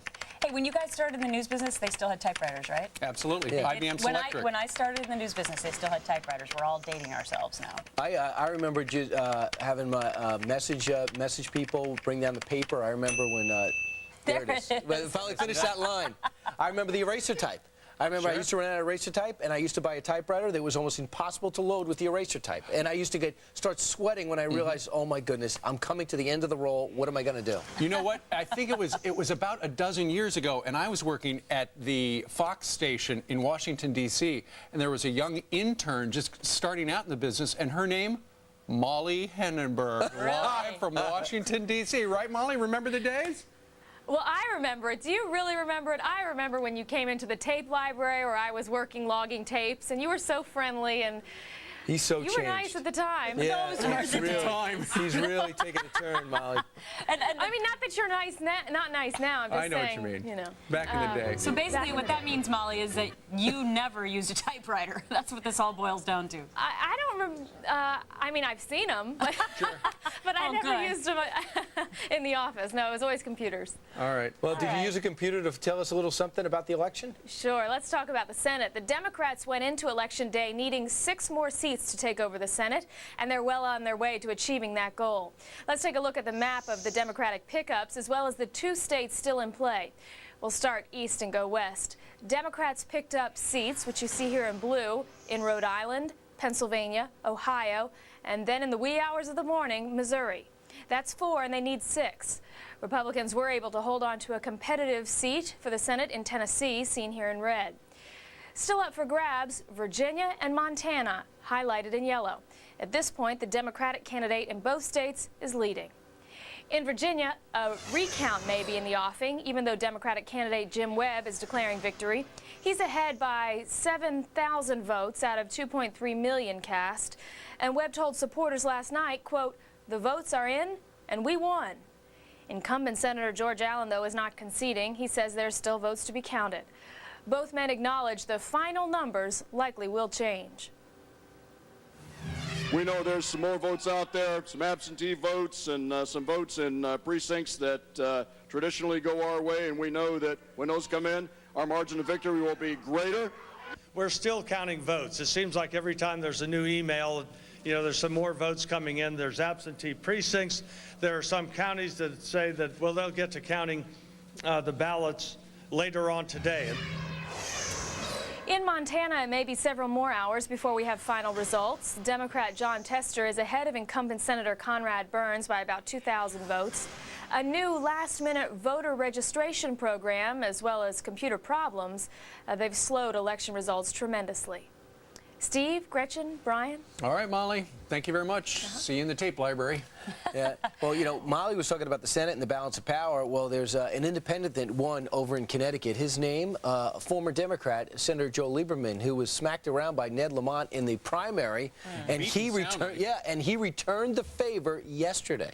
Yeah, today. This is just an incredible race. We spoke live with Joe Lieberman yesterday, of course, on Election Day, and one of the questions was, are you going to caucus with Democrats, Joe, or are you going to caucus with Republicans? Because in the last week leading up to the election, Mayor Mike Bloomberg here in New York City, a Republican, held a fundraiser for Joe Lieberman. A lot of Republicans wrote checks to Joe Lieberman. And it'll be interesting to see now what happens. He told us yesterday, Steve, that you're going to be surprised because I am going to be an independent on Capitol Hill. That's what he said, but last night it was all, yippee, I win. I would like to see this election today as a declaration of independence from the politics of partisanship. That is the message that I heard loud and clear throughout this campaign from the people of Connecticut. And I intend to carry it in my heart and head as I return to the United States Senate. So what does it mean if the Senate goes Democratic and independent Joe, who says, I'll caucus with the Democrats, are they mad at him for knocking out Ned when the Democratic Party chose the other guy? Mad at him? Will he be punished? Why would the Democrats be mad at Joe? If anyone should be mad, he should be mad at them. The minute that Ned Lamont won that primary, do you remember how all the Democrats, most of them, lined up behind Senator Ned Kerry, Lamont, Senator Kennedy? Hillary Clinton? Think about this, though, because Joe, he really was stabbed in the back by a bunch of his former party members. What if he, now that he's a senator again, he decides to pull a Jeffords? You know what? I flip. Just imagine how that would mess things up for the Democrats. What would that be? Math-wise, does that make the tiebreaker Dick Cheney? When it's because it would tied be down the middle, sure. Yeah, so Senator Joe Lieberman... But the majority would then go to the... Republicans. Is it better for him to be, for the Republicans to hold the Senate or for the Democrats to win the Senate? For what? Good questions. You mean down the road for 2008? Tomorrow. Oh. Yeah, I mean, just saying, is it better? Will he have more power if the Democrats are in power or if the Republicans are in power? Good stuff to talk to Bill Kristol about. He's going to be with us in a little while. In the meantime, let's go ahead and take a look at the day ahead. It's rainy in the deep south. Look at that, Atlanta, some rain, 62, Hartford and Connecticut, all the way from about the mid-Atlantic up through the northeast. We've got some rain, and then you've got clearing conditions across Lansing, Michigan, and a beautiful day down at Mickey's Place, 76 in Orlando, and then tonight's low, only 55 degrees. All right, let's take a look at the Plain States at this hour. Northern Plains, as you can see with Minneapolis. Look at that, almost 70 degrees. It's going to be absolutely beautiful. You've got approaching 80 in the two capital cities in the Midwest. Then down in Amarillo, you've got 83 degrees. A beautiful day and sunshiny across much of Texas with readings in the 80s and approaching 90. Sacramento out in California, Arnold Schwarzenegger coasted to another win, and it looks like they will have a day just like that. Of course, as is always the case, anytime you want your weather, just go to foxnews.com and click on weather. And you can also go to foxnews.com for all of your 2006 election information. And that's a quick look at your Fox Travelcast for this day after Election Day. Gretchen and Brian, back over to you. I'm just reading some of the quotes from Senator Kerry. He says, and he said this in the past before Joe won, Joe Lieberman is out of step with the people of Connecticut. It shows you why he got in trouble with the Democrats there. So he thinks that Joe Lieberman is more like Dick Cheney than a Democrat. Well, if he was out of step with he wasn't too out of step with the people in Connecticut because he won an overwhelming election yesterday. It's going to be, I love watching things like this because I think it's going to be really interesting to see if your prediction holds true. Which is? Which that he may, in fact, flip. He said no yesterday, but we're going to have to We're going to ask Bill Kristol about that. Oh, yeah, by the way, check foxnews.com for all the 2006 election information. And coming up, though, later on in this show, illegal immigration was a huge issue in many states. We're going to expose just how it played out on Election Day and what it means for tomorrow. Plus, the president's plans for the next 2 years with a Democratic House. We'll be back. We are prepared to govern, and we will do so working together with the administration and the Republicans in Congress in partnership, not in partisanship.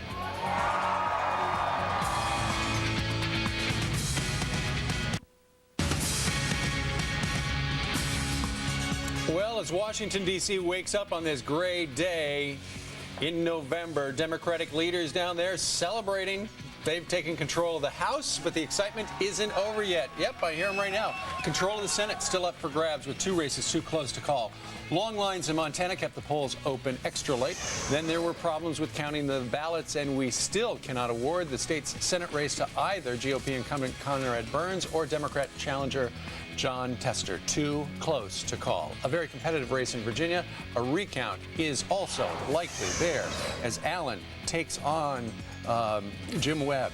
And in Arizona, an incumbent Republican John Kyle wins re-election, but Democrats picked up 2 congressional seats in the state. A live report on the Arizona races is coming up. Voters also decided a number of ballot initiatives yesterday. In South Dakota, a ban on almost all abortions was rejected. But amendments to ban gay marriage were approved in 7 states, and Colorado voters rejected a proposition to legalize the possession of a small amount of marijuana. And that is a quick recap of what went on yesterday. By the way, also, turnout, as it turns out, according to the Associated Press, about average, about 40%, same time during the last midterm election. However, in the Commonwealth of Virginia, the turnout was extraordinarily high. Down in the great state of Florida, it was low. Wonder what happened to those 68% of likely voters who said they were going to vote yesterday. Later on, we'll hear from the man who used to run the Democrats' election effort in the House. But first, Greg Kelly live from the White House briefing room and talking about the president's election reaction. Okay, now, you said that you were the only one awake. Was that like an hour ago or half hour ago? Is anyone else up yet? Delivery men, the newspapers have arrived. But Karl Rove, we know, is an early riser, and so is Tony Snow. But the president this morning, for his part, will be making some congratulatory phone calls to the other side, to people like Nancy Pelosi. He only made 1 last night. The president obviously disappointed, according to White House Press Secretary Tony Snow, who also said now it's really the responsibility of Democrats to help this president win the war on terror and keep the economy growing. He found out, the president did, from Karl Rove that the House was lost late last night. And we mentioned only 1 congratulatory phone call from the president to a Republican, Tom Reynolds, in upstate New York, who was in a tough re-election flight. It was Reynolds' responsibility to really marshal the campaigns nationally in order to hold the House. Didn't do that, but he was able to hold on to his seat. We do know that a number of candidates that the president campaigned for just in recent days, these were tailored campaigns that it was determined that the president could help and not hurt Republicans, but many of them lost. Jim Ryan of Kansas lost. Sakula Gibbs, she was going for Tom DeLay's old seat outside of Houston. She lost. And on the Senate side, we don't know who's going to control it, but some of the candidates that the president appeared for, still unknown how it's going to turn out. In Montana, Conrad Burns, the president, last Thursday campaigned for him. And yesterday, well, Jim Talent, of course, we do know he lost in Missouri. And I think it was Friday that president campaigned hard across Missouri for Jim Talent. That did not work out as well. So we still don't know about the Senate, but there is obvious disappointment here at the White House. We heard that officially, really, that the president is disappointed. We're going to hear from him and see him at about 1 o'clock this afternoon during a White House press conference. Back to you guys in New York. All right, Mr. Kelly, thank you very much. Keep an eye. I'm sure they'll be sending some donuts over there to the White House shortly. Yeah, 13 minutes before the top of the hour, this email from John in Haverford, Pennsylvania. Good morning. We're all doomed. So I guess he voted Republican. Probably, with that email. He sounds a little down. Meanwhile, too happy. The Republican governor out in the great state of California got some good news, and William LaJeunesse is live in the LA Bureau with a roundup of California and Western races as well. Hey. Good morning, you guys. Indeed, Arnold Schwarzenegger, he has trounced his Democratic opponent. In fact, they didn't even have balloons at the Democrats' hotel. There is one more race that Democrats could still pick up a House seat. That's up in Washington near Seattle because they had really bad weather there today. Basically, the seat is being held by Republican Dave Reichert. He is holding on by a 51-49% margin with only 31% of the precincts reporting. He is facing a Microsoft executive, a first-time Democrat there. But the big surprise is out here in California, the defeat of 7-term Congressman Richard Pombo. He is the current chairman of the House Natural Resources Committee, a vice chair in agriculture, a vocal opponent of the Endangered Species Act. He was targeted by environmental groups and Hollywood celebrities, and he lost to political neophyte Jerry McNerney, an alternative power executive. Democrats hadn't even supported McNerney coming out of the primary, but they targeted that and they won. Also in Arizona, a very nasty race. J.D. Hayworth, class of '94, a soldier in the Republican Revolution. He was a hardliner on illegal immigration, loyal to the president, had a 15-point lead.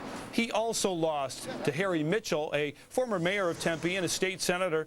He favors government-supported stem cell research, a guest worker bill. Michael J. Fox did appear for him. That seat goes Democrat, that is, and also the seat of Republican Jim Colby down in Tucson. That goes Democrat Gabriel Gifford. Now, the propositions out here in California, almost a dozen, every one of them was defeated, including one for domestic attacks on domestic oil production. That was backed by ex-President Clinton and Al Gore and most environmental groups. But the proposition, however, that puts a bracelet on sex offenders, well, that did pass. Now in Arizona, you see those pictures of illegal immigrants there. There were 3 initiatives there targeting illegal immigration. Those all passed. So several different initiatives out here, you guys, that for the most part went down in defeat. Back to you. All right, William Lajeunesse live up early in the bureau out in L.A. I just feel bad. So many movie producers won't have Arnold Schwarzenegger to hire anymore for at least another 4 years. That's exactly right. Exactly. And don't forget, we've got all the state-by-state election info on foxnews.com if you want to check it out there. Also coming up on Fox and Friends, official election reaction from both the Republican and Democratic parties. We'll find out what each side sees in store for the next 2 years.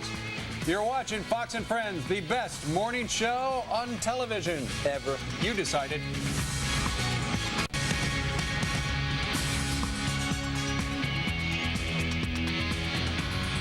You're looking at a woman in a red coat in front of the Capitol building. That's right. That's why I do color analyst. It's now 7 minutes before the top of the hour. Let's go out to Phoenix, Arizona right now. We are joined by Jeff Flake. He's an Arizona congressman re-elected. He's smiling because he was re-elected. And the margin over your libertarian opponent was, what, 75-25, sir? Something like that. All right, well, congratulations. I'm very lucky. Let's talk a little bit about somebody else who is from Arizona, and that's J.D. Hayworth, who's been on this program many times, was defeated yesterday. What happened? Well, he had a good opponent. Harry Mitchell is a former mayor of Tempe in the state legislature, and Harry ran a pretty strong campaign.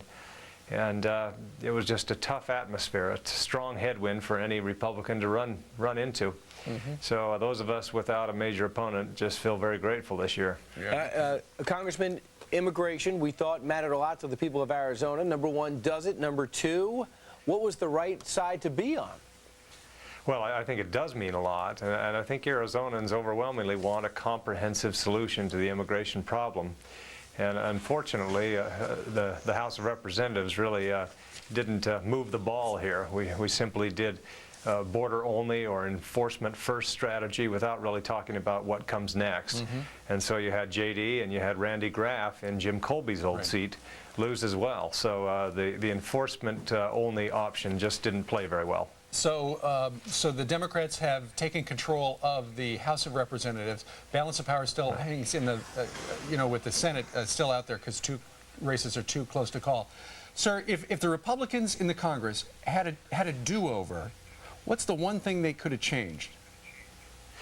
Well, as I mentioned, it was a strong headwind for a lot of things. But boy, I tell you, the thing overwhelmingly for a long time has been our lack of fiscal discipline.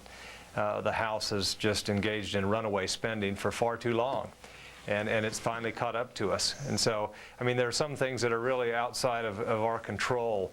in terms of what the economy does or how quickly you can get out of Iraq or move the process there. But one thing we could have stopped, and we didn't, was runaway spending. He is Congressman Jeff Flake, and he is a Republican winner today. Congressman, thanks for joining us. We'll talk to you again. Hey, thank you. All right. And if you're just getting up and you want all of the local stuff, the national stuff as well, you can go to foxnews.com and click on the You Decide 2000 icon. Yeah, there's about 4,000 other races we could tell you about. We just don't have the time. Straight ahead, though, the midterm mistakes and how they will affect the 2008 presidential election. Who came out on top on both parties after the voting was done? Bill Crystal takes us behind the political scenes. And Tom DeLay reveals what we can expect from a House led by San Francisco liberal Nancy Pelosi. Looks like she's going to be Speaker. You're watching Fox and Friends, the best morning show on TV. Good morning, folks, and welcome to our continuing coverage of the You Decide 2006 election. The balance of power in the House of Representatives has shifted to the Democrats. They take control of the House after being out of power for 12 years. Things are still up for grabs in the Senate, though. The Democrats have gained 4 seats, but it will all come down to 2 key races. We all go out, we vote, we argue, we vote. But also, would like to say that the votes are in and we won. Not so fast, Jim Webb. One of those races is in Virginia. It has not been decided yet, but Democrat Jim Webb is already declaring victory. Did that at 1 o'clock this morning. The difference is so close that we could see a recount. We're also watching